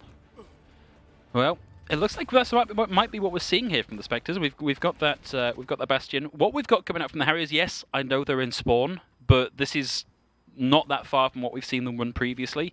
Is that going to be enough to dislodge the Bastion? I think Mini will very quickly swap that if he even relieves spawn with it, because trying to dive a Bastion when you have, Wrecking Ball's hitbox, not exactly favourable. I'd recommend maybe a Diva coming up from one of these two tank players. Indeed, well, not only the Bastion, but the boosted Bastion. Harriers taking the nicer of the two pathing options here, waiting for some cooldowns to come back. It's going to be a big coordinated dive, the Doofus into the back, but that was a beautiful predict from Santa, connects the charge and gets the kill. Of course, we were also focused on the Bastion. We forgot that there is a 7-foot German with a hammer. There's an additional threat. Who needs a defense matrix when you just have a Reinhardt charging through the Bastion to kill anyone diving on him? That was great prediction, but also I think I was quite lucky there. They are also running the Reaper as well, so this is going to be very hard for them to actually dive. As Kester going to have the pulls as well, and there's only real one target, and that's the Mercy. Indeed, well, it seems to me like Harriers have got the right attitude to getting this. They're sort of playing this fairly slow, trying to play the off angles, isolate targets. They've already secured the drop down from the high ground, and Murkai's going to get the first kill with the Reaper going down. And Mr. Adrenaline is just on the high ground, reigning in chaos. Helped Mini there get the isolation, helped get the kill with the pile driver. And now they've got them backing around the corner. This is going to have to be it's going to have to be some kind of ultimate from the Bastion that fared a little better than that, because at the minute the Harriers are going to keep this rolling right on through. And this is disastrous because that was the only tool the Spectres had to work with. They're going to be making a swap over to the McCree, and KSA nearly goes down as well. But well, another big power driver for Mini. Doesn't find anything, but will have the mines in this next fight as well. they're going to get the Reaper on point, but I don't like this. You play for the early stall, not the late. This is almost one of these points that you give up. You start holding after they've capped this point. In comes the minefield as well. Spectres are going to struggle to play around that. Getting balls to the face and taken out of it. Murkai able to get another one over on the nano-boosted Winston. Santa's going to get one, but that's pretty much all that you've got left. Well, no, we've got the McCree back on point as well. No, sorry, not the McCree, the Reaper, but there is an Angry Monkey and Zusia on the Widowmaker to cause all sorts of trouble, and that ended up just being a big stagger onto the Reaper. And that was actually quite smart. I take back my previous statement there. They've actually got a lot of tools out, the Harriers, and Zusia could maybe get an opening, but no. And now the Spectres have had a chance to build up at least some ultimate charges. They're going to have the Death Blossom not too far from the High Noon either. Oh, High Noon really taken up. And Zusia got cocky, stayed too long in one place and got taken out by the Orisa of all things, KSA. Jumping back into the background. And we are going to see this High Noon come. We've seen a lot of this in the Overwatch League, used mostly just to take space. Big anti-nade over onto the Spectres, allowed Mr. Adrenaline and Mini to get 2 kills. And now Mr. Adrenaline coming in for more. Leo with the Coalescence takes Kester out of the fight. And we are going to see, hopefully, one beautiful Deadeye coming out from Belongs to 01. If he can get rid of the Hamster, Hamster backs out for now. Instead, going to come face-to-face with the Archer, Hanzo. Taken down by Belongs to 03. Allows the McCree to take the high ground once again, comes in behind, pops the High Noon. He's going to get 2, takes out the Bastion, takes out the Monkey. Minefield on the point once again, Belongs at 02, throws in the Death Blossom's only going to find one, but takes out the proximity mines here. That was actually a really good play. I don't know how the Harriers even got that opening, though. They just seem to get 2 random kills off the back of that Biota Grenade, and now they're having tools to work with, and they have the Sombra. Oh, Zusia. No. Oh, no. No. Oh, what a terrible way to end this. Luckily, we got the Lucio there to bring them back out. We didn't quite see the complete ignominy of the Sombra back cap. That would have been the ultimate BM, but now the Harriers are going to have a nano boost, and they're going to build up that Primal Rage very quickly as well. The Spectres, nothing on the board. But what it has done is it means that it's forced the Spectres to play over by the cart because they can't afford this back cap. They lose KSA. They lose the McCree. Murkai's going to get taken out on the back end as Kester comes back in on the Wrecking Ball. The Nano Boost coming over onto Mini as well. This is looking good for the Harriers. No ults left on the board for the Spectres. Leo able to focus down his opposite number. In comes the Power Driver again. Leo with the second, and it's a valiant attempt from KSA. They get hacked. They get anti-naded. We get one more power driver engage coming in from Azkester. Gets a lot of shields out of that engage as well, but can't quite grapple onto the payload. Not enough space to set up the spin cycle, and is going to get stunned and focused down. As the payload completes its final few meters on the point, that's going to be the 4-0 for Harriers, taking the win. And it just felt like the Harriers were capitalizing on these small, minor mistakes that the Spectres were making, but just drawing them out to an extent that they would lead to opening picks on key targets. They would lead to complete map control because of just giving up so much space. And they were also making sure they were checking their corners. Indeed. The timing on that nano boost is beautiful because it was just as the Fire Strike was about to leave the hammer, it connected and it amped that damage. It's a real shame. It felt like a valiant effort. We saw I think some quite good moments there from the Spectres, but the Harriers just had their number the whole way through that. And it was interesting to see you as the one with your head in your hands for a change. Because it's nice to be on the other side of that. Because a lot of the times, of course, you at home don't see it, but if there's something happening, you know, we're very reactive in the studio about it as well. So the thing to consider is, as well as being a caster, Yokai is a coach, so he's watching some of these things going, why? Doing and why? Why? And it was nice for that to be me for a change, because you know, even I, with my tiny play-by-play caster's brain, was looking at Murkai going, "How is he getting away with this again?" Because they have to expect this. Fool me once, shame on you. Fool me twice. Which way around is that saying? Fool me once, shame on me. Fool me. No, I forget as well. Basically, we're a lot of fools. We're all fools here. We're all fools. Anyway, that is all we've got for match number 1. We do, of course, have another match coming up for you in just a little while. We're going to take a break while we get our players into lobby, but don't go far because we're going to be right back.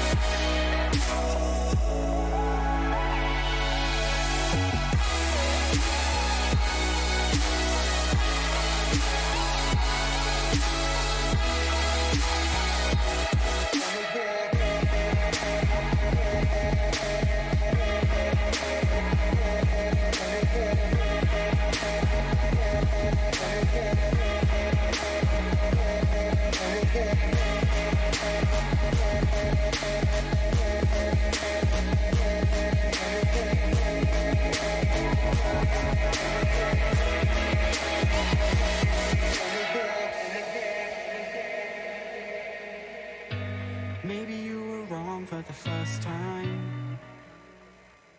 And maybe I was looking for a lifeline, someone to hold on to, something I thought was true. So tell the truth. But I can't let you go. And maybe you found someone. I'm better off alone. Something better came along. But I can't let you go.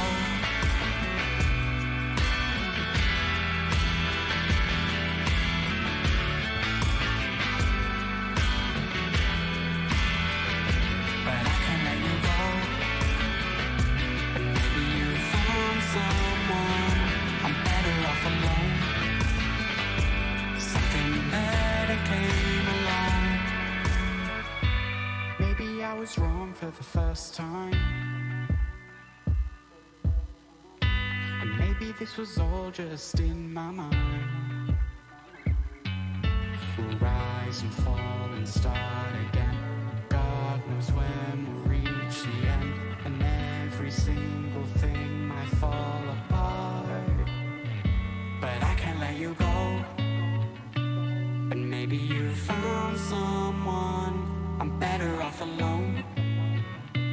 Something better came along. But I can't let you go.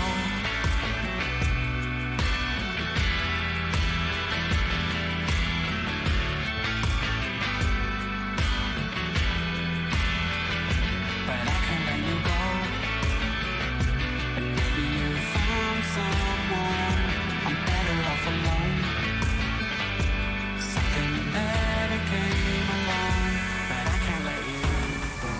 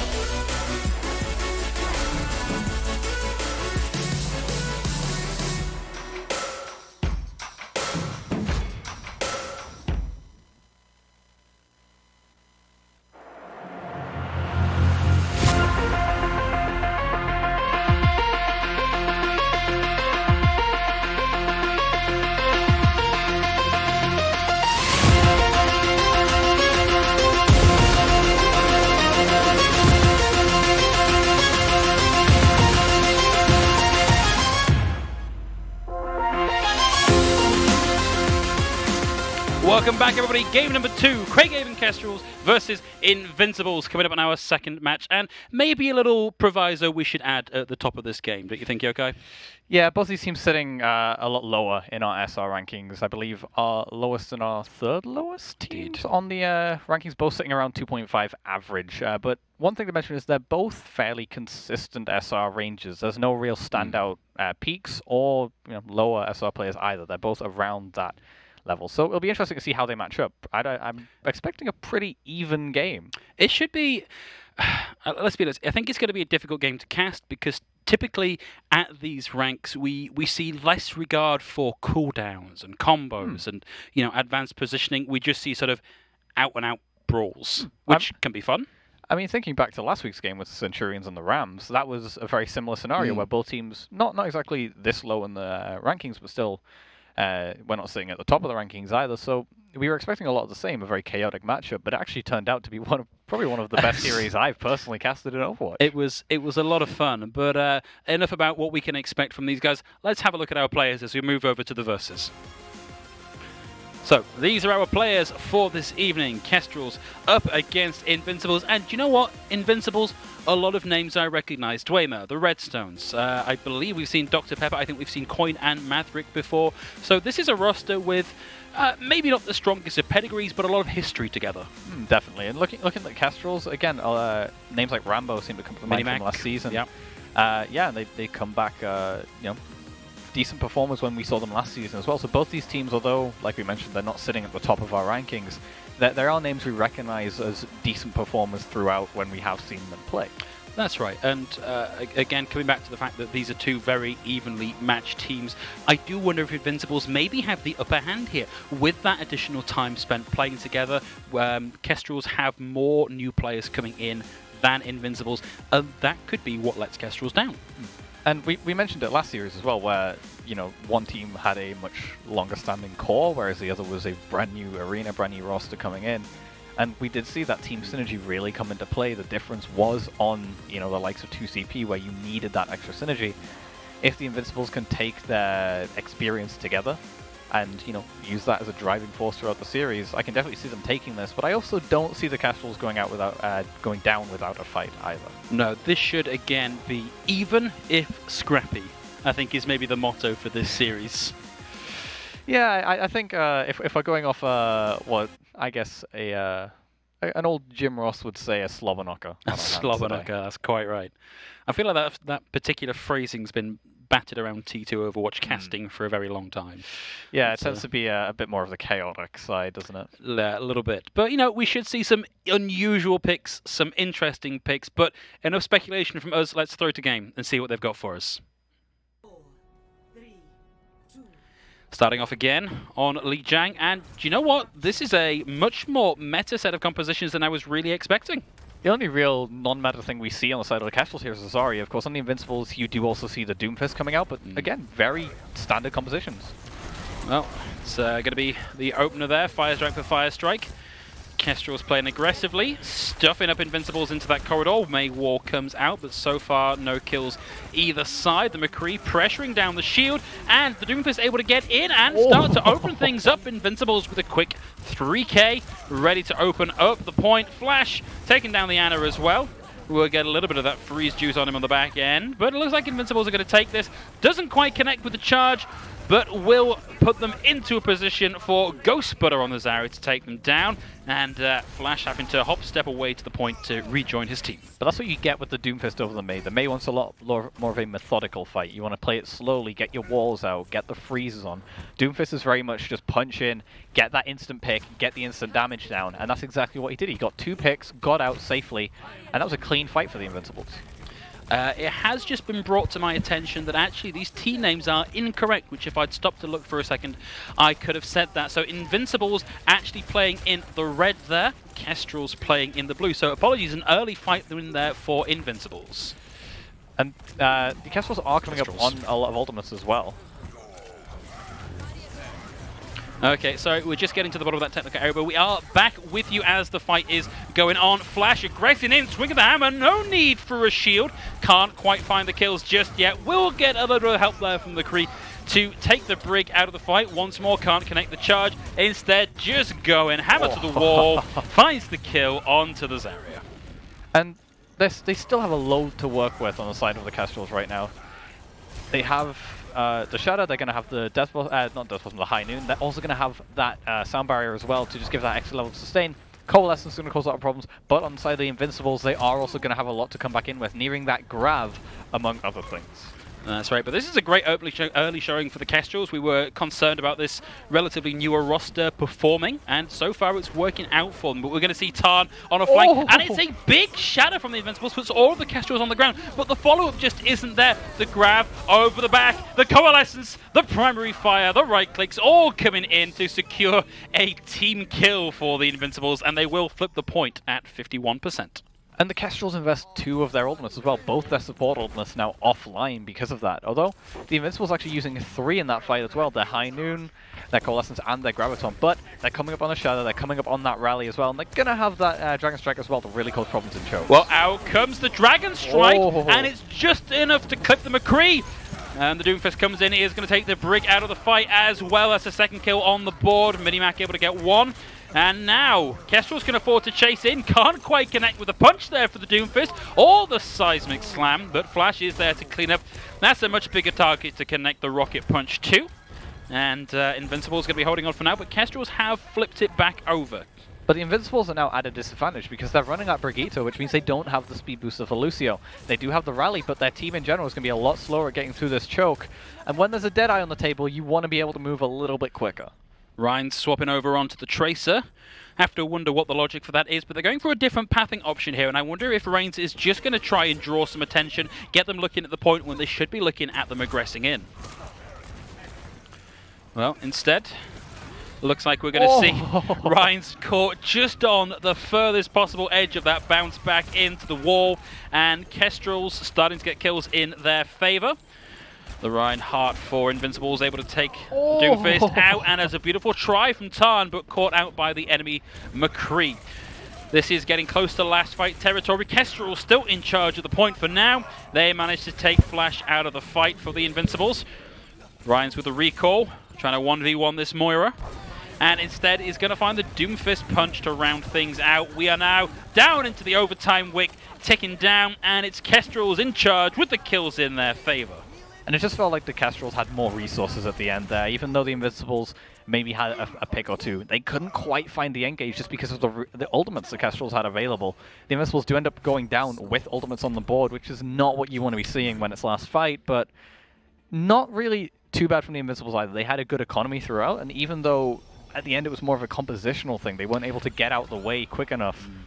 And I do wonder also what the real thought was behind running the Tracer, because every time we saw the Tracer, it was shortly before they were hit by the Doomfist punch and taken out of the fight. It's going to be to put pressure on the backline. That tends to be why you run a Tracer over, say, a Reaper or you know, the McCree that they were initially running.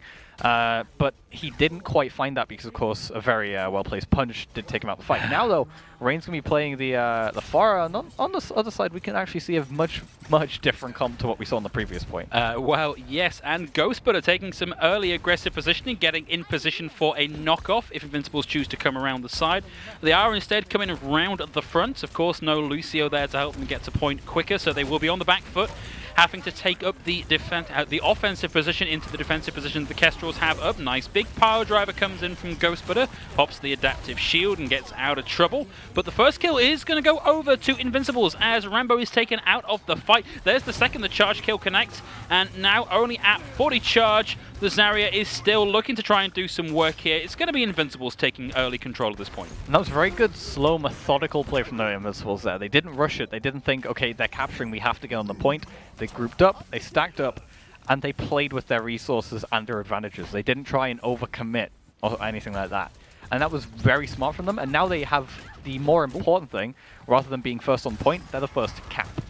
That's right, and Kestrels have made a compositional change. Ghostbutter moving over onto the Roadhog, looking for that additional pick potential with the hook. Of course, robs a little bit of value from supporting the main tank. That's a nice big Shadow Flash taken out of the equation. We also see the Reinhardt for Invincibles taken out of the equation. Minimac looking for some value. The long pressed. taking a bit more of a time to get up to charge, but now in possession of some high charge and starting to put a bit of pressure on. But with the Pharah out of the fight, this is going to be a little bit harder for Invincibles to hold on to, particularly as the res gets interrupted. That's really with Invincibles still holding on for now, trying to keep this going as long as they possibly can. Nice fire strike takes the McCree out, and he crosses the gap. He makes the jump. He secures the squash onto Minimac. The Reinhardt for Invincibles doing a lot to open that up. Nice big hook. 3 HP is not going to be enough Ghost, but attracts them down with the primary fire, and Kestrels now have control.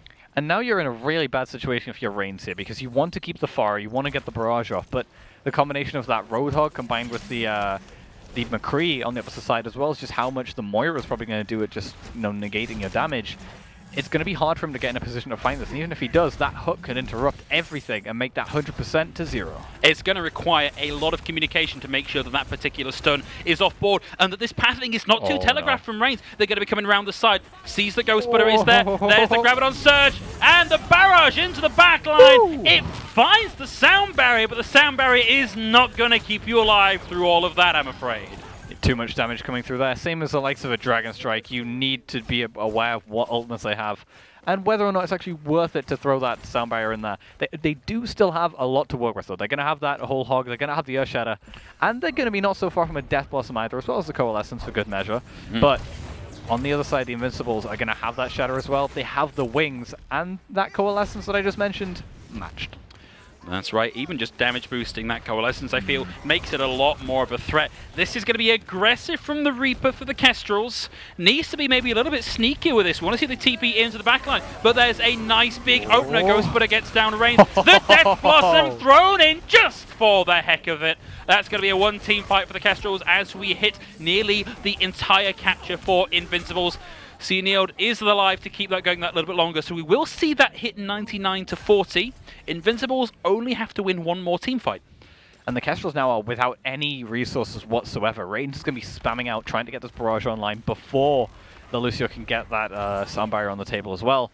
And in general, the Invincibles are just in a much better position. Their grab is further forward than anything else on the Kestrels table, aside from maybe the McCree. And also, their composition is much more well-rounded in comparison to the Kestrels. Well, that's going to be a nice opener, of course. Hard to use or even generate a barrage. Good lord, the length of that hook that found the Zarya. We do see the res coming back through onto Ryan, so more spam damage coming out. Beautiful shot out from the McCree. Shame it didn't quite result in them keeping their lives, but still, beautiful play. And that's going to end the fight right there. The Invincibles are going to back off because a lot of their pressure is coming from Reigns. He is going to now have the barrage, though, and this is coming into the time where they need it online. Last fight, no matter who wins this, they're going to win this round. Kestrel's playing for the map, Invincible's playing for the point. And there is a dead eye. Right over the edge. That's going to be so hard for Invincibles to make up for that lost player. Reigns needs to come up big with the barrage. Oh, there's the high noon, and it comes out. Reigns is out of the fight. This is going to go to 1-1 as Kestrels. No, it's going to go to 2-0. Kestrels in charge of this fight is just going to be Tarn on the point, on the Tracer. Too little health to really make that count. That's going to be an early map lead for the Kestrels. I felt like that was one of those to-be-continued things where as soon as that Deadeye came out, Reigns was just kind of frozen in position, didn't know what to do. No chance of getting exactly. No chance of getting that barrage off, and even at least he doesn't play the game animation. Indeed. And if that had been earlier on in the game, I would have really liked that because it was a patience. It was holding on to the barrage, not just giving it up because it might have killed the High Noon. It's just a shame that it was right at the end of the map. I maybe would have thrown that in at the 99 point. Well, yeah, you're not getting back to the point regardless, and if you are, you're gonna have to swap to do so. So yeah, definitely maybe a little bit too much patience. We've commented about that patience a few times throughout that map. Maybe a little bit too patient on that final fight because at the end of the day, final fights tend to be Q fests, especially on Control. So that's going to be one early map lead given over to Kestrels, which sort of goes against our prediction. We were saying, oh, the Invincibles have been playing together for a very long time. These players, we've seen them for several seasons now. Kestrels, they have a sort of a core of players that have played together. But, you know, don't listen to us when we make predictions, guys. We clearly don't know what we're talking about. Do we say it? Oh, yes, of course. It's Control. It's Control. Where's the production for next week? Can we actually get that Chaos is Control control his chaos button. I think that'd be really useful. I feel like one of us should eventually have, even if it's just like a prop, we need to get one by the end of the season. We'll work on that for you guys. Okay, just been given the word. We're ready to go into the second of this evening's map. Let's see what we've got in store. Going to be starting once more on Volskaya, Minimac with an early orb for a bit of charge. Why not? Tom playing the Widow as well, so maybe looking just to try and get around this shield, maybe get in that window and get a pick off early on. And also on the other side, we see the Hanzo from the Kestrels as well, so may look to contest that Widow a little bit with that and cause a lot of problems because, you know, projectiles tend to be easier to hit on stationary targets. True, true. I do wonder about the Soldier 76 to Kestrels on the defense. Gives you the ability to reposition relatively quickly, but, you know, lacks a lot of the utility of some of the other DPS picks.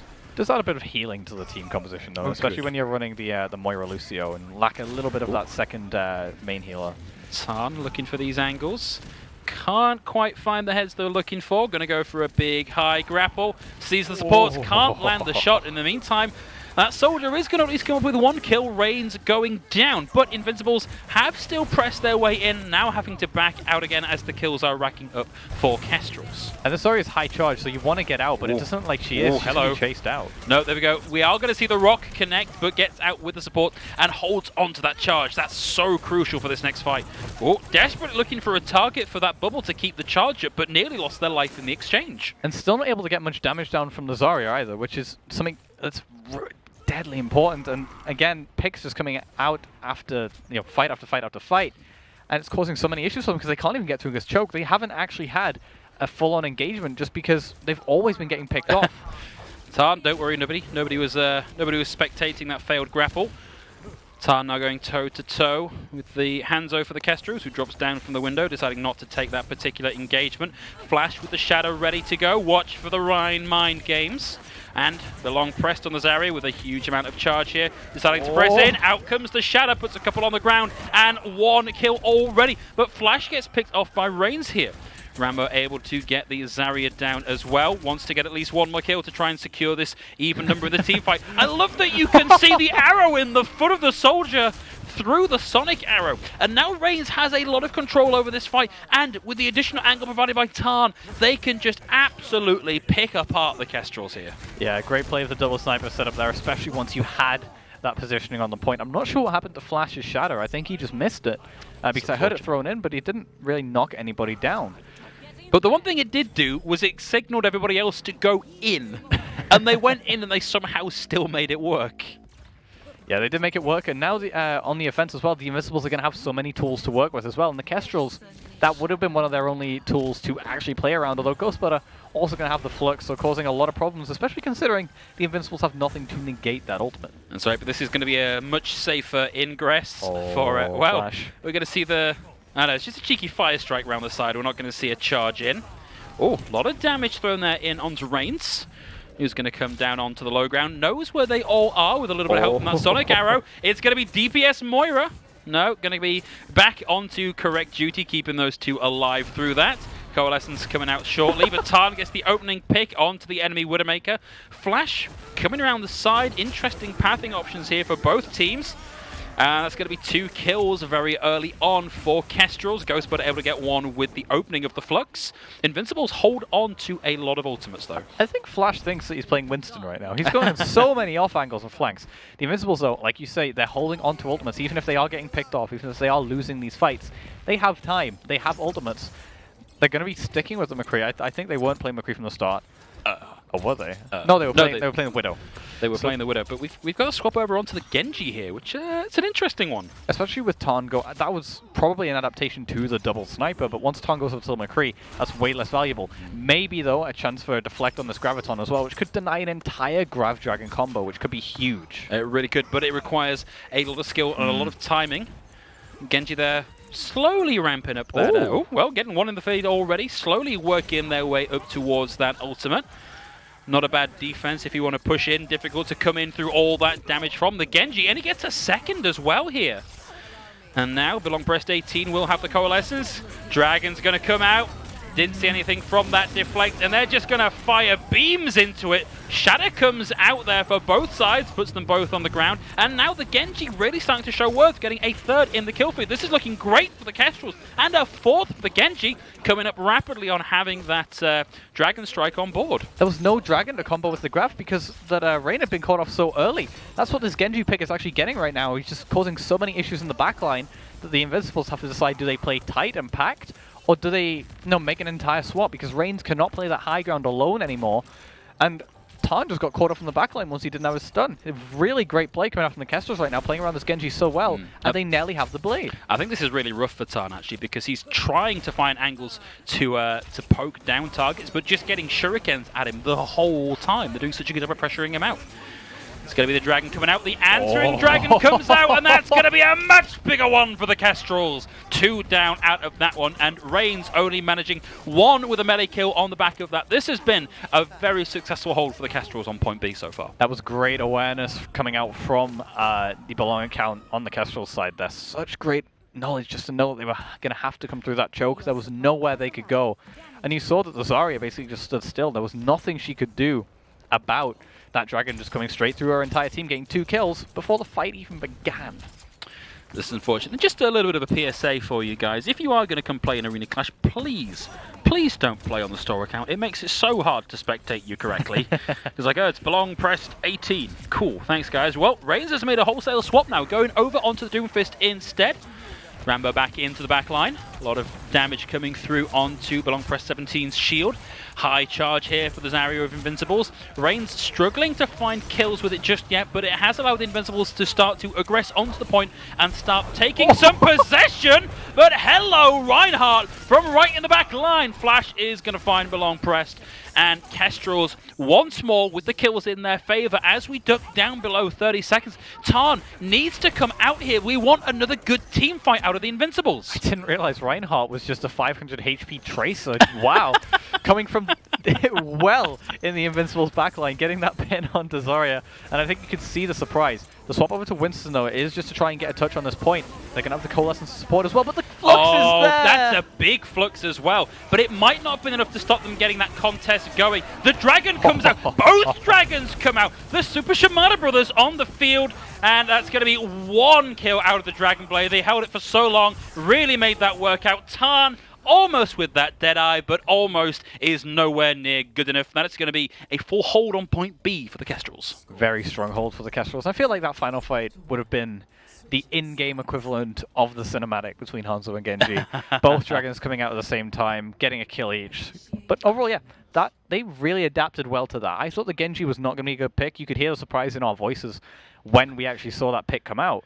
And yet, they really made it work. They got a lot of value just from causing a lot of problems on the backline. And a bit like the Tracer in the previous map, we were questioning it, but that's the value it gets. You know, attention is just as much of a resource as an ultimate or a cooldown. And we actually saw how well it did at shutting Tarn down. Tarn was trying to play at an increased range just to get a little bit of poke damage, build up that ultimate, but every time he repositioned, the Genji was there just to cause him trouble, and eventually forcing him just to swap over onto the Doomfist. And that's a big reason why we haven't actually seen a lot of Genjis, because rather than being more of like an out-and-out spam hero, he's much more based around punishing targets. Genji's very good at isolating someone, taking them down on his own. A bit like, I guess, the assassin style that he seems to almost have that design of. So when you have these big clusters of teams, they're not really, he's not going to be that great, aside from maybe getting a big dash through them. But when there's someone playing off on an off angle, playing on their own, he's going to be getting a lot more value in that scenario because he's just so good at punishing. And the other thing is, of course, we talk about how good things like Defense Matrix and Kinetic Grasp are for denying ultimates. What's better than denying an ultimate?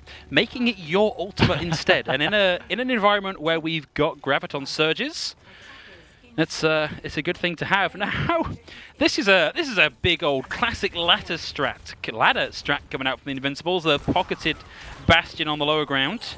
Let's see if they can make this work. Well, there's a lot of damage to get through, only 1 shield to break. The only thing to really keep an eye on is that Pharah in the sky, but there is a D.Va on the table as well, so will maybe negate a lot of that damage when they're first engaging. And I actually don't hate this as a thought. It's it has the potential to, once you take one of the legs off this stool, the whole thing falls over on top of the Bastion. The Bastion at the minute is struggling to find targets to actually damage. But just as I said it, the second one chink in the armor appears, the whole tower is going to come tumbling down. Flash just secures the pin at the back end there, but charges them through the health back. But now the Reinhardt for Invincibles is trapped in no man's land up against the enemy Moira. Can't move at all. So embarrassing. And while that's happening, the point's being captured, so that's going to be a massive stagger onto this Reinhardt. He's going to die a lot later than his team. Not even going to get a touch on that either. Flash builds the Shadow because of that push as well.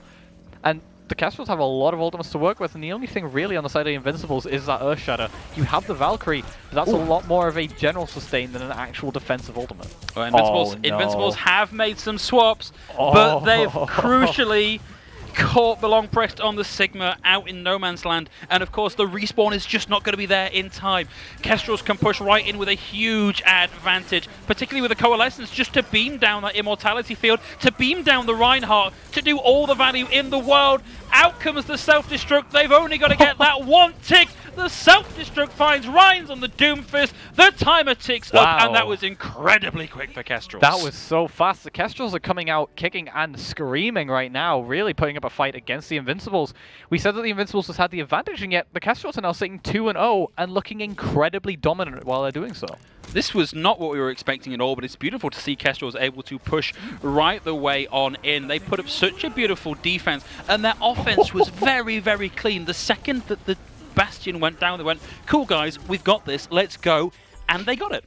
They did, and the big thing as well, I'm really glad to be seeing the Kestrels putting up these fights, because in previous series, seasons, when we've seen them play, they've been playing against the big boys. They've been playing against the very top of our... Probably playing against the Steelers, because that feels like every match we showed last season was against the Steelers. Yeah, I feel like that would have been when they came up, but regardless, it's good to see them finally coming out and not only, getting a good performance, but actually, winning a series and really putting themselves on the map as, we can win games too. Yes, it is a very even matchup, and either side could have won it, but it's nice to finally see them having, a good showing of what they can really do when they play their cards right. It's I'd love to see a little more adaptation coming out, or a little more early adaptation coming out from Invincibles. It feels like they have made swaps to try and counter how they're being countered, but they're just too little too late.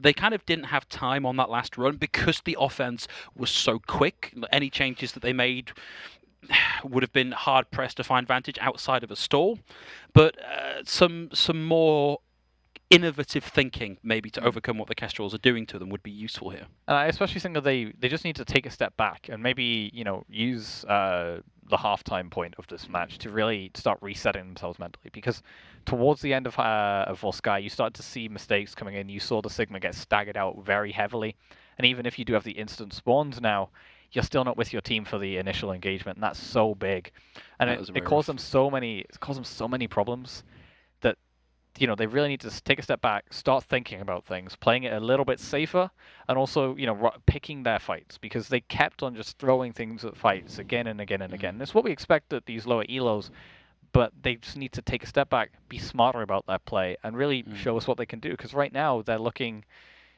but a fraction of what we've seen them do in the past.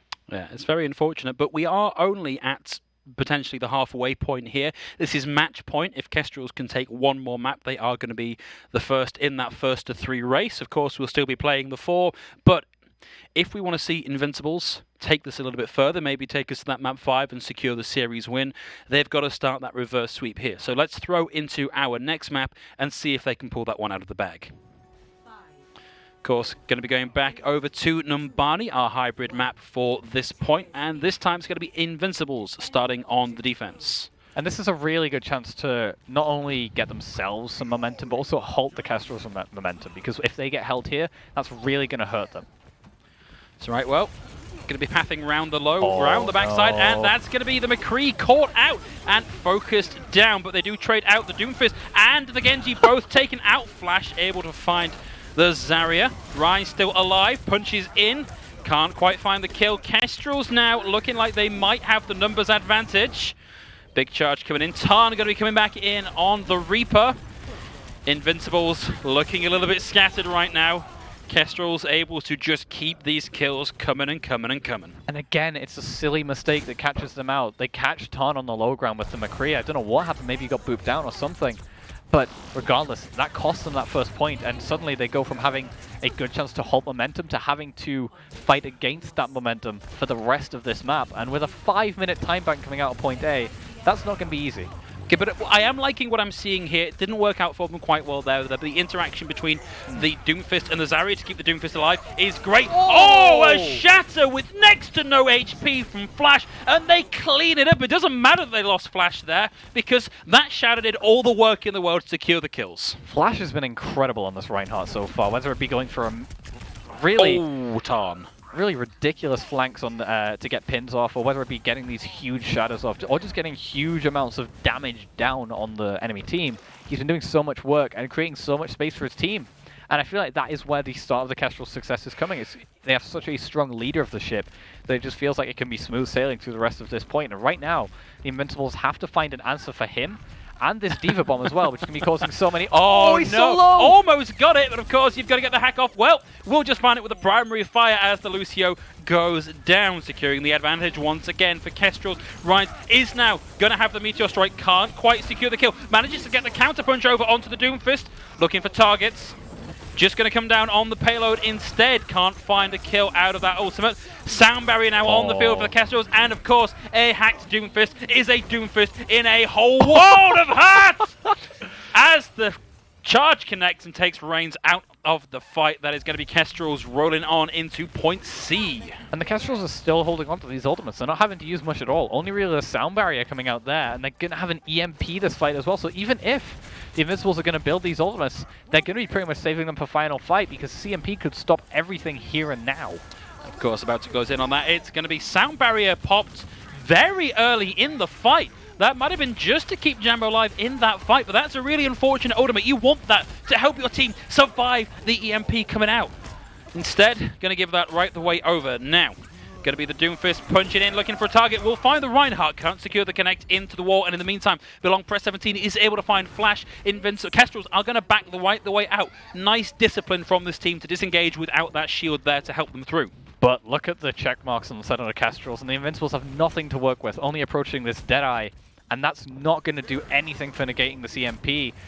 Of course, the Doomfist ultimate just going to allow him to go deeper and be a little bit carefree. Ooh, takes a lot of damage. Oh, that's a big EMP comes out, now looking for targets, going to instead get into the backline, secures the kill, gets both C-Neiled and the Zarya out. And this is going to be very hard for Invincibles to stop at this point, especially with the team kill on the board. Team kills on the board, and they're only going to be leaving spawn. I don't think they're going to even have time to have a full 6-on-6 fight. And even if they do, Flash has the shatter, and he has been no slouch with those so far. Oh, can't quite connect the hack, but it seems like they've not even noticed that he's there. They don't turn around to focus him. The flash will come through. Tarn has the high noon, pops it in, but gets shot. No! Tarn manages two! This is where the Invincibles can start to bring this back. A charge from Flash doesn't connect. They go zooming out of the fight instead. Tarn now starting to come alive for the team. Finally managing a defense here for the Invincibles on the back of a really strong showing from Tarn. I'm still in shock of how Flash actually got where he did there. He was on the enemy spawn door. Doesn't quite find anything with the shadow aside from the Mercy, and it does eventually get finished off by that Diva Bomb. But gets not enough value to really turn that fight around, and like you say, Tarn's Deadeye was big, and now the Invincibles are starting to build these ultimates up and finally get an economy worth talking about on the board. That's right, they will of course have the sound barrier ready to go. Tarn secures the D-Mech and the kill, but overextends and gets taken out of the fight by the McCree. Well, I think we're going to see maybe the Sombra here look to try and get this kill onto the Wrecking Ball, but the additional assistance there from the Mercy is going to keep them alive through that.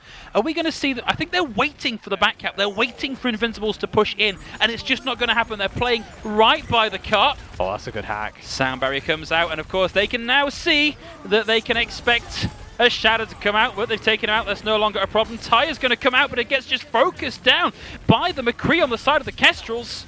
This is again looking very rough for the Invincibles. The res comes through, but Tarn goes down. Reigns on the Junkrat, throwing in the hurt, throwing in the mines. Can't quite get the kill onto the McCree, and he's sent to land underneath the Wrecking Ball. Invincibles going to be holding out here for now, though.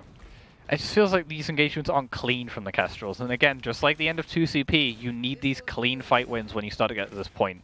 because there's so many bodies coming back on the point. Although Invincibles used everything they had. They're going to come up on a Valkyrie fairly at the start of this fight, but look at the Kestrels, they have so much more. Oh, that maybe wasn't the best initiation there from the Wrecking Ball, only just able to get out, but desperately wants that final 18% of the ultimate ready to go, and they have managed to get a couple of kills, so that's going to be another team fight that they don't have to worry about for another 20 seconds or so. And that's not great, because it's showing that Reigns is just getting a lot of damage down these chokes. He nearly has another Riptire on the board as well. Combined with these mines, they could zone them out for at least another minute and really take this to last fight territory, which is fantastic. Oh, Tarn! Not quite sure how he found the Sombra, but find the Sombra he did. Coming up on that EMP, they don't have a huge amount to combo with it though. Not quite yet. They are coming, I guess, fairly near their own minefield, and that's a good pick as well onto the Wrecking Ball, so no pressure on their backline right now. Now this is sort of a... Every time we think there's a good pick or a good engagement, something happens to turn that back around. Well, Reigns does find out the enemy Sombra will come out of that exchange with a Riptire of their own.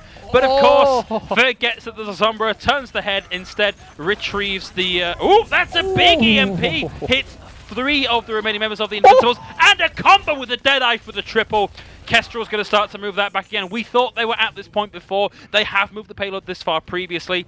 Are we going to see... no, we haven't got the mines just yet. We might see the mines come out from Ghost, but if there's no contest available, Riptire comes out right, gets 2. Dragon's going to come out over the point as well. The Sound Barrier thrown at it as well to try and keep this going, but Ghost Butter about to come in on the mines. The Big Shadow throws 2 on the ground. Ghost Butter starting to stall this out, has the minefield, covers them up, comes in with a pile driver, throws them up into range, but Belong Prez on the ride gets the double with the Fire Strike. Now we've got less than 30 seconds for the Kestrels to break this hold, and they've only got the Sound Barrier. They've only got the Sound Barrier, but on the Invincibles, they only have the Earth Shatter, so you need your Lucio not to be hit by the Shatter. Otherwise, Reigns is going to just have a shooting gallery on this Bastion for everybody who gets hit by that Shatter. Well, A to J Rambo playing up near the skybox on this wall over here. I think knows that they are an integral part of here, doesn't want to get shattered, wants to come in. Oh, it's going to be an aggressive Sound Barrier instead. Wants to just help them survive through the incoming damage from the Bastion. 1 kill already on the board from the Doomfist, but the punch in onto the back line takes out the Bastion, and now Kestrels once more in a very good position to open this up.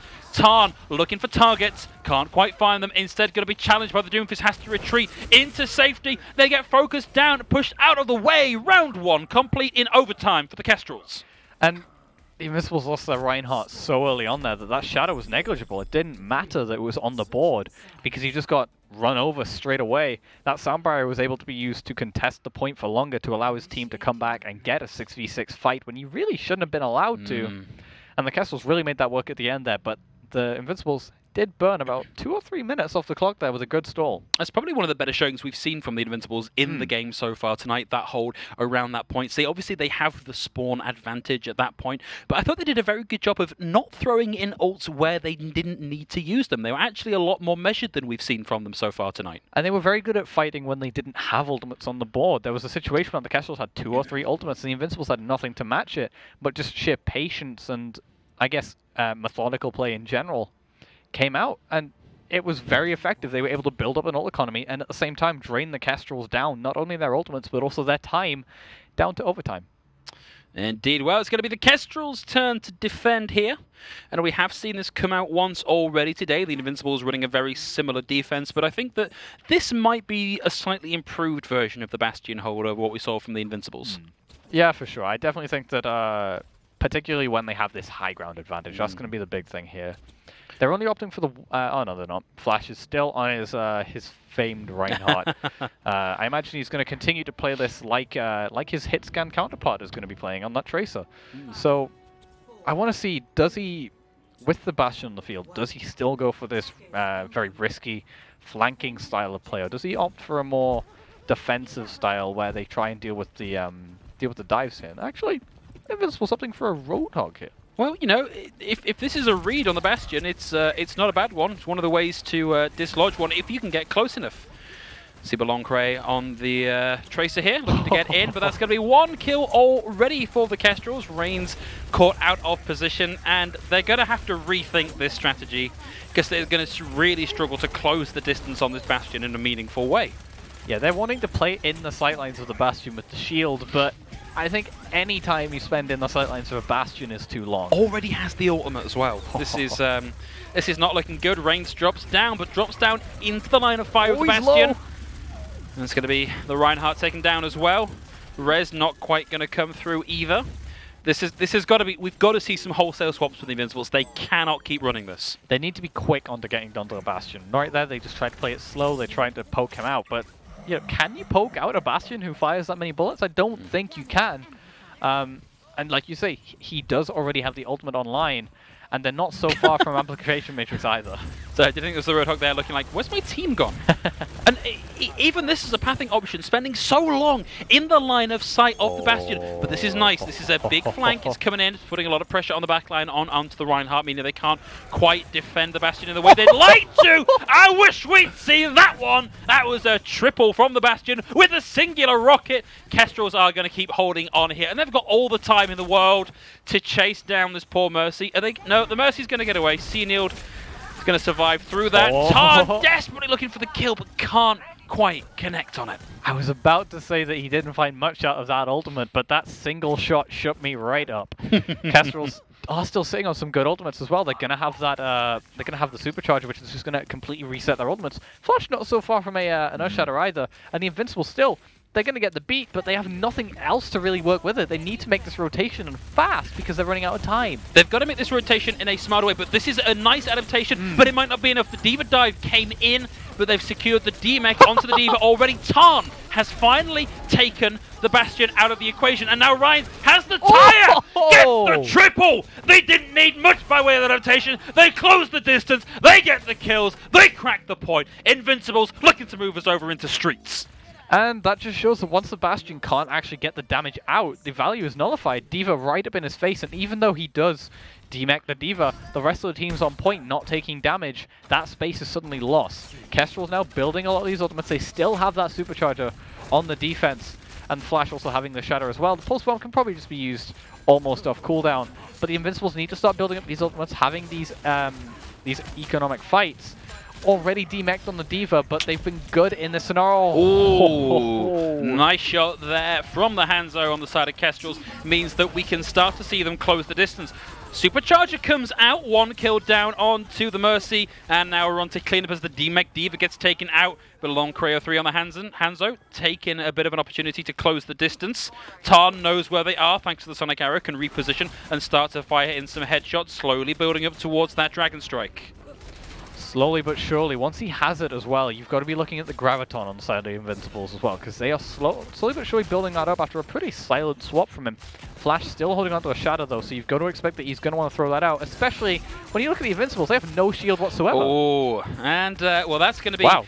Wow, the Hanzo definitely taking advantage of that lack of shield. Tarn still throwing arrows into those chokes, trying to get that dragon. But so far, not able to find what they might like. Oh, charge, almost. Tarn about to get this dragon might be enough to open this point. It will certainly buy them the space to start to get into a more advantageous position. They've already lost their Mercy though, so this I wouldn't throw it in if I was Tarn. At this point, you're better just waiting for this Graviton to come online. You're going to have the self-destruct not so far off either, and that Valkyrie as well, just in case. Can he hit the shot? No, Very not nearly. quite. We got one body shot, needed a little more than that. Dragon's going to come out. Both Dragons are going to come out. Hanzo answering for Hanzo here, but both teams able to just reposition out of their way. Rambo now trying to get back with the team, peppering the damage where they can find it. Can't keep Flash alive. Insufficient healing available for them. Kestrels repositioning back behind the Orisa shield. Rhines has the shield, has the tire, gets the double. That might be another opener for them, which will be the second fight in a row, second hold in a row where they've broken with this Riptire. And that Riptire is really starting to come into play. Reigns on this Junkrat has found so much value seemingly every time he's been on it. He's going to just survive as well. Just ducks out of the way. Which is going to be great because the Invincibles now don't have to back off and wait for him to come back. He can keep spamming at this choke. Watch for Flash on the flank though on the left side of your screen. He's probably going to want that Shadow. Well, taking a leaf out of Murkai's book, maybe. Also going to be watching for the Tracer ult in the back line. We're going to see them come around behind as the warning come out in time. Looks like it might have done. The charge is going to come through instead. Flash falls incredibly low. Rez is going to come through onto the Hanzo for the Kestrels. Pulse Bomb's going to get C-nealed, but Rambo goes down at the same time. Belong Press has 35 health. The Shadow comes through, secures the kill. Ryan's able to get one, but Flash still alive and causing a lot of trouble. Self-Destruct's going to get one. Gets the Mercy. Invincibles might be in a position to do it. They cap point C. They do just cap even it there. One of those points, Yokai. They capped the point. They capped the point there, but Flash had a bit of indecisiveness there. He didn't know whether he wanted to Shadow or go for the pin. He opted for the pin, but that proved to be the wrong choice. He does still get the Shadow off later in the fight, but by that point his team is dead. They are going to have a lot to come back with though. Tarn going to have a... Oh, sorry. The Invincibles are going to have a lot to work on the attack. Big hook. Oh. Will get the kill. Takes a lot of damage, but the Reinhardt there to get... Oh, no! That's going to be the Graviton Surge, but they've got the May Wall there. And Kestrels with the Dragon, able to do a huge amount with that. Reigns only gets one out of that tire and gets punished on the back end. And we're going to see potentially the D-Mech onto the Diva. It's a big charge from all the way down the field, and the Reinhardt secures the kill. Beautiful play from Flash. But on the opposite side, the Invincibles there, they threw their win condition away. They wanted to make a swap into the Reinhardt, which is fair enough, but they had a guaranteed fight win with the Grav Dragon. And this is not good. You only have a minute left, and you have to pretty much finish the entire point well, you do have to finish the entirety of Numbani right now, and you're only really at the start of point C. So they need to win this, pretty much this fight in particular. That's not a good start. It's been really rough for the Reinhardt for Invincibles so far. Yeeting himself into the middle of the team fight has not worked out so well for him so far. There's going to be the Dragon coming through. Tarn able to get one. Tarn able to get two. This might be what opens it up for them. They've got just under a minute left on the point. They're able to close the distance. Oh, it's the Shadow from Flash. In comes the strike. Seafield can't actually survive long enough to get that Valkyrie on the field. And it's going to be Kestrels trading out time and time again with the Invincibles. But with the respawn advantage so heavily in the favor of the Kestrels here, it's going to be very hard for Invincibles to get this without a convincing teamfight win. They need to back off and reset right now. They're just staggering out, and although they're getting payload push, I doubt the Kestrels are going to let them capture this final point for free. Oh, that's disastrous. Only 20 seconds left. No, that's really not what you wanted. But running into the Mei, who has the Blizzard on the board, ready to go, is going to be so difficult for the Invincibles. But we are seeing the Diva in the backline, potentially in a position here, if it's placed just right, to get in. The Valkyrie comes out. The Self-Destruct finds two. We might see them do this. The Riptire finds one. We have people on the payload for the Invincibles. If they can get a couple more kills on the board, they are in a position to take this in the overtime push. Ghost Butter about to come up on that ho-ho. Pops it for good measure. Blasts the Diva out of the way. And that's going to be the Moira just pouring all that resource into Ghost Butter to keep them alive. Even if they cap here, it's going to be an even Stevens overtime cap for both of these teams. Coalescence on the board for Minimac. Kills starting to come on board for the Kestrels, Tarn and the Diva. Both down. The freeze comes through onto the Moira, able to Coalescence fade out of the way. But Kestrels look like they've got too much HP on the board. They vacate the point, and that's going to be Kestrels taking us to 3-0, taking the series. And that was, I was wondering why Ghost Butter didn't use his own E ability, healing himself up. It was to charge up the final percentage of that Coalescence, get that on the board, because once it's online, that can do a lot of damage, a lot of healing. It did keep them in that fight for the last 2 or 3 engagements. A huge tire coming in from Reigns as well. So good performance from the Invincibles, although the Kestrels are going to take the series. It's unfortunate. I feel like that map in particular, the DPS for Invincibles really came alive. Reigns was doing so much work on that Junkrat. 2 tires that won individually, 2 team fights securing them the point each time was a really good showing. He definitely stood out, but I think overall it just did come down, and it pains me to say it, Flash's very flank-heavy style on Reinhardt just caused so many issues for the Invincibles there. So overall, Flash, as much as in ranked games it may seem like inting, if it's inting and it works, maybe it isn't inting. I don't know. You want to get flamed if it doesn't work. Yeah, there we go. It's the rule of Overwatch. As long as it works, it doesn't matter what you do as long as you're successful. If it ain't broke, don't fix it. If it ain't broke, don't fix it. But we do have one more map coming your way. We're going to be going over to Junkertown, our payload map for the evening, to see if Invincibles can finally eke out a map win in the series. I hope they can, because It feels like they've warmed up a lot over Yeah, the course of the evening. they've been getting a lot better throughout, and also it has just generally been a very entertaining game to begin with. It's very tight, back and forth. Even on control, it went very, one side than the other. Our final point, Night Market, there was literally one fight won one side, one fight won the other. So I'm interested to see if they can finally edge it out. I don't know if they will, because that was a very strong ending from the Kestrels there, but regardless... I want to see it. I want to see them, take something from this series, because it has been a very good performance, regardless of what the scoreline shows. But I feel like they've now finally arrived at something that is working for them as a team. Particularly, I'm going to keep hammering it home. Reigns on the Junkrat has been doing an awful lot, generating these riptides very quickly and getting a lot of value out of them. So let's see what they've got in store for us as we throw to our final map of this evening's games. 5, 4, So here we are on Junkertown. It's going to be Invincibles starting on the defense as we slowly pan over to the offensive team. Kestrels coming out with the double turret, with the double shield. They're running the advanced pirate ship, everybody. All mod cons. On the other side, though, you have Reigns on this Sombra, so he's looking to try and get hack off, but... Has to TP out the way, and in the meantime, the Bastion's going to get 2. It's a nice yeet into the form of the Bastion from the Reinhardt, but there's too much damage, and with that Baptiste immortality, it's so hard to get rid of a Bastion like that. Especially when this payload is very hard to get on top of to begin with. It's actually a very awkward shape. The Sombra still not getting almost any EMB charge whatsoever. Whereas on the other side, the Bastion's nearly at 60% towards a configuration tank, and that window, that amplification matrix, is not far off either. Oh, Reigns almost completed the hack. Instead, is going to receive a lot of bullets into the side of their face. And this is looking pretty unstoppable for the Kestrels right now. I genuinely think that having the immortality field move with the payload was a mistake, because it lets you do disgusting things like this. This is very much what I've been heard referred to recently as stinky cheese. Stinky cheese. But, they've even found the honor behind. This is unfortunate. Even if you get the sleep onto the Reinhardt here, they're not going to kill him. Well, just get all that free progress and deal with the sleeps as and when they happen, I guess. This is a 5v6 right now for the Kestrels. This is disastrous for the Invincibles. The configuration tank on the board as well. And right now, Reigns finding no value on the Sombra just because whenever he tries to go for a hack, the shield is there. The Sigma shield immediately disintegrated like so much used tissue paper. Reinhardt shield now down as well. We will see the kill finally come through over onto the Ana.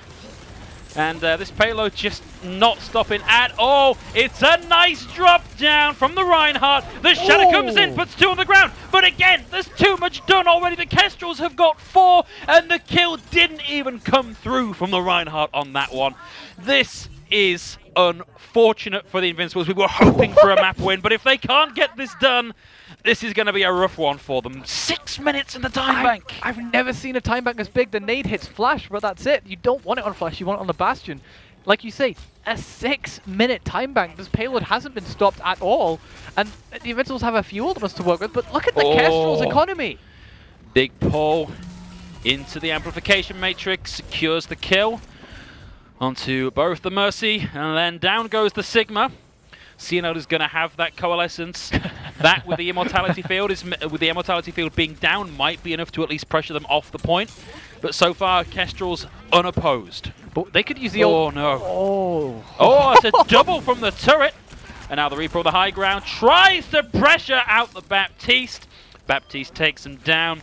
This has got to feel very, very non-fun to play for the Invincibles. Yeah, the Invincibles are trapped in spawn pretty much. And look at the side of the Kestrels. They could even pull out the CV classic of using this Torbjorn ultimate as a defensive. Oh no! Desperately trying to keep this going. Well, there's the defensive ultimate. It stuffs them into point. The dragon comes out.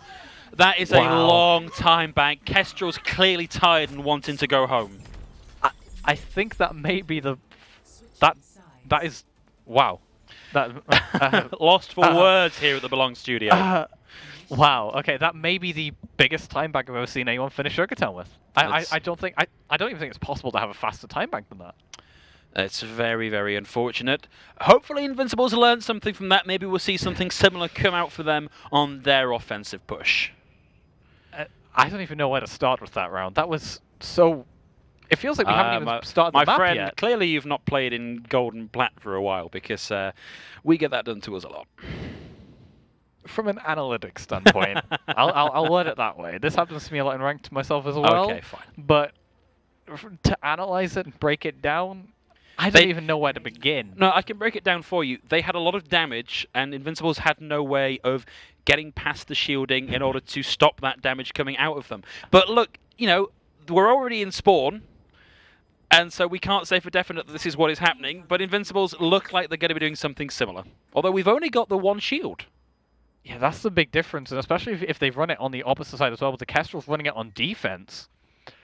This could be disastrous for the Invincibles if they can't get onto this payload to begin with, because once the Kestrels have a fight won, this composition the Invincibles are running is completely useless. They need to win these fights consistently and keep the Bastion on the payload, because getting that Bastion reset up is pretty difficult. And the thing is, they've already, from a mathematical point of view, they've already lost this. They just have less shielding available. Like, it's a war of attrition between the two Bastions. The Invincibles Bastion will be in a position to be taken out a lot sooner, and they get him actually en route to the payload. Tarn is able to get one, but the respawn for the Kestrels is maybe not the most advantageous at this point. So Invincibles might be able to push that in as the long press starts to just inch that payload around away from the Bastion. A quick reposition from the Kestrels is going to stop that coming in, and really, this is where you want to hold that position. It's a nice charge in from the Rhine, and it will secure the kill onto the Bastion. This is suddenly looking a lot better for the Invincibles. But they are going to have to take their losses right now. Reigns had locked the legs just to try and get some form of damage on the point without being on the Bastion, but probably going to make a swap fairly soon, I'd imagine. But regardless, the Torbjorn here is still on the point. The Bastion is not.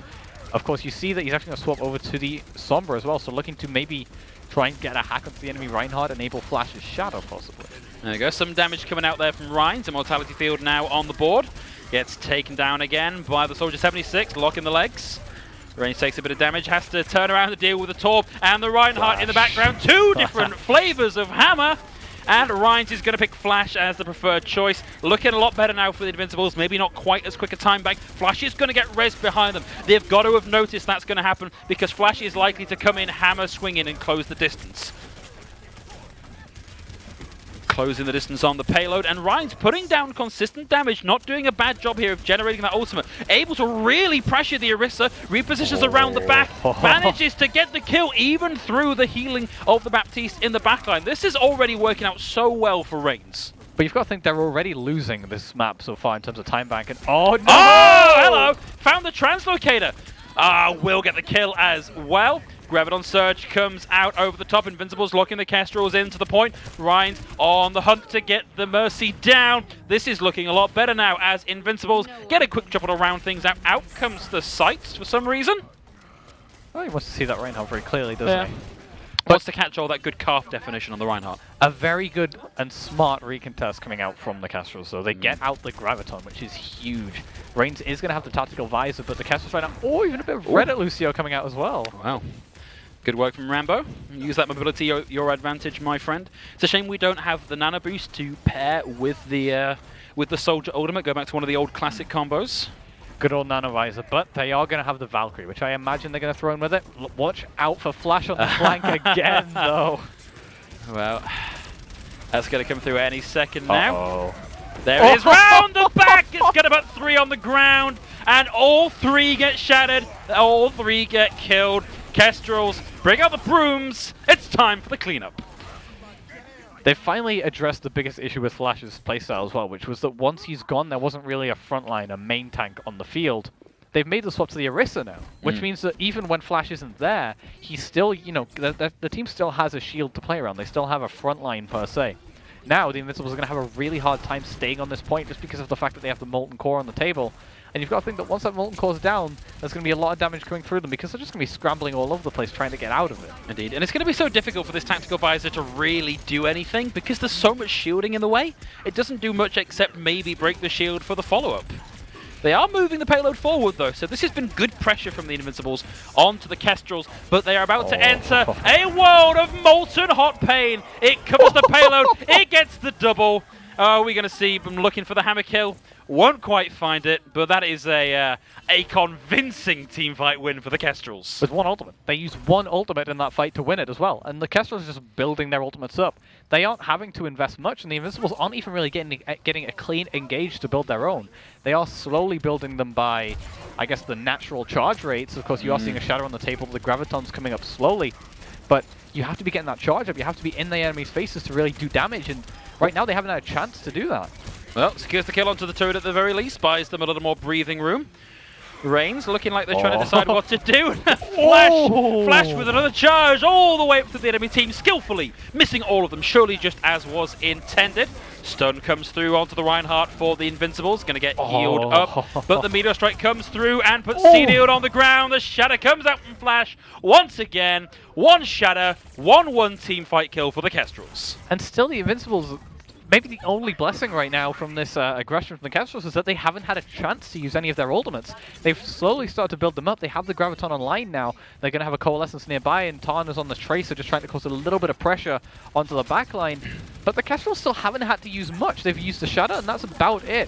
Using the Meteor Strike as a little bit of a defensive ultimate on himself there, the Doomfist, but they're going to have a supercharger for the economy as well. I kind of want to see Reigns use this ultimate because he's had it for a very long time. Out comes the Graviton Surge. Not traditional to fire the Soldier ult into it, but they reposition around the shield and start to put in a lot of pressure. There's the kill onto the Lucio. Can't quite secure the kill onto the Torbjorn. It's actually not a 1v1 you really want to take.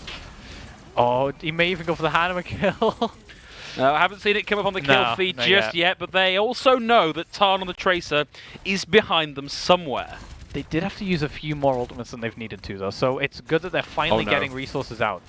Oh, Tarn just about does get the focus down, actually takes the Torb out of the equation, who nearly had that Molten Core online as well. And now Tarn has a Pulse Bomb of their own. This can be put through onto a support to really secure them some value. But with the main support taken down, this is going to be increasingly tricky. Reigns with a swap over onto the Ashe. Actually, I don't mind that to get the TNT around the shields. I really like it, especially if he can get Bob online quickly, which with that Mercy Pocket, he should be able to do just fine. Tarn also doing a great job of avoiding this Doomfist. So low. A nice little footsie battle between those two. The drop down punch fails to connect, but another big Shatter out from Flash, puts 3 on the ground again. Another Meteor Strike comes out from the Doomfist. Will find the punch kill onto the Moira. Overtime Wick on the board. Tarn desperately trying to keep things going, but the Overtime Wick is going to tick down, and that's going to be a 4 and an 0 for the Kestrels. And this is great. The Kestrels really look strong here, and that's what you want to see. You want to see them coming out of the match that they should be winning, or at least should be competitive in, looking strong with that momentum, maybe taking themselves to an upset later in the season if the opportunity to present itself. And I feel it's only fitting that we end the series the way a lot of these fights have started, with a flank Shatter from somebody. Well, with Flash on the flank getting a pin or a Shatter or any of those abilities being used just every time. It felt like whenever we saw Flash, he was not in his own team's backline. He was in the enemy team's backline. And it was a sight to behold just how much a Reinhardt can spend in the enemy teams. And it's a little bit like what we saw from Murkai earlier on in this evening's game, of just like, we haven't seen the Reinhardt for a while, guys. Maybe he's... Oh Lord, he's behind us, isn't he? And yeah, that tends to be when the trouble starts. It's unfortunate. I would have loved to have seen Invincibles actually take a map on that one. I felt like they'd been warming up and improving the whole series.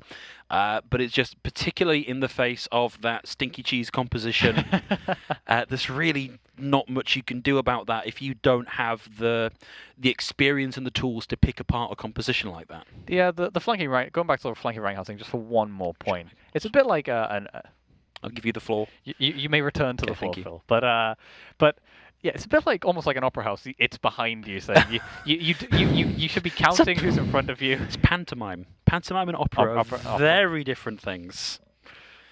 It's been a long day, guys. It's been a real long day. But yeah, it's like this thing where you need to be counting who's in front of you. Like on a more serious note, you need to be aware of who's there, aware of even listening out for footsteps. Reinhardt, of course, a very tall German man with a very big suit of armor, tends to have fairly loud metallic footsteps. So keeping an eye out for those are also very important. But Murkai and Flash, both Reinhardts today, really showing that they can get a lot of value out of flanking. Yeah, we've got to go and decide what our play of the week is going to be, and a lot of Reinhardt competition.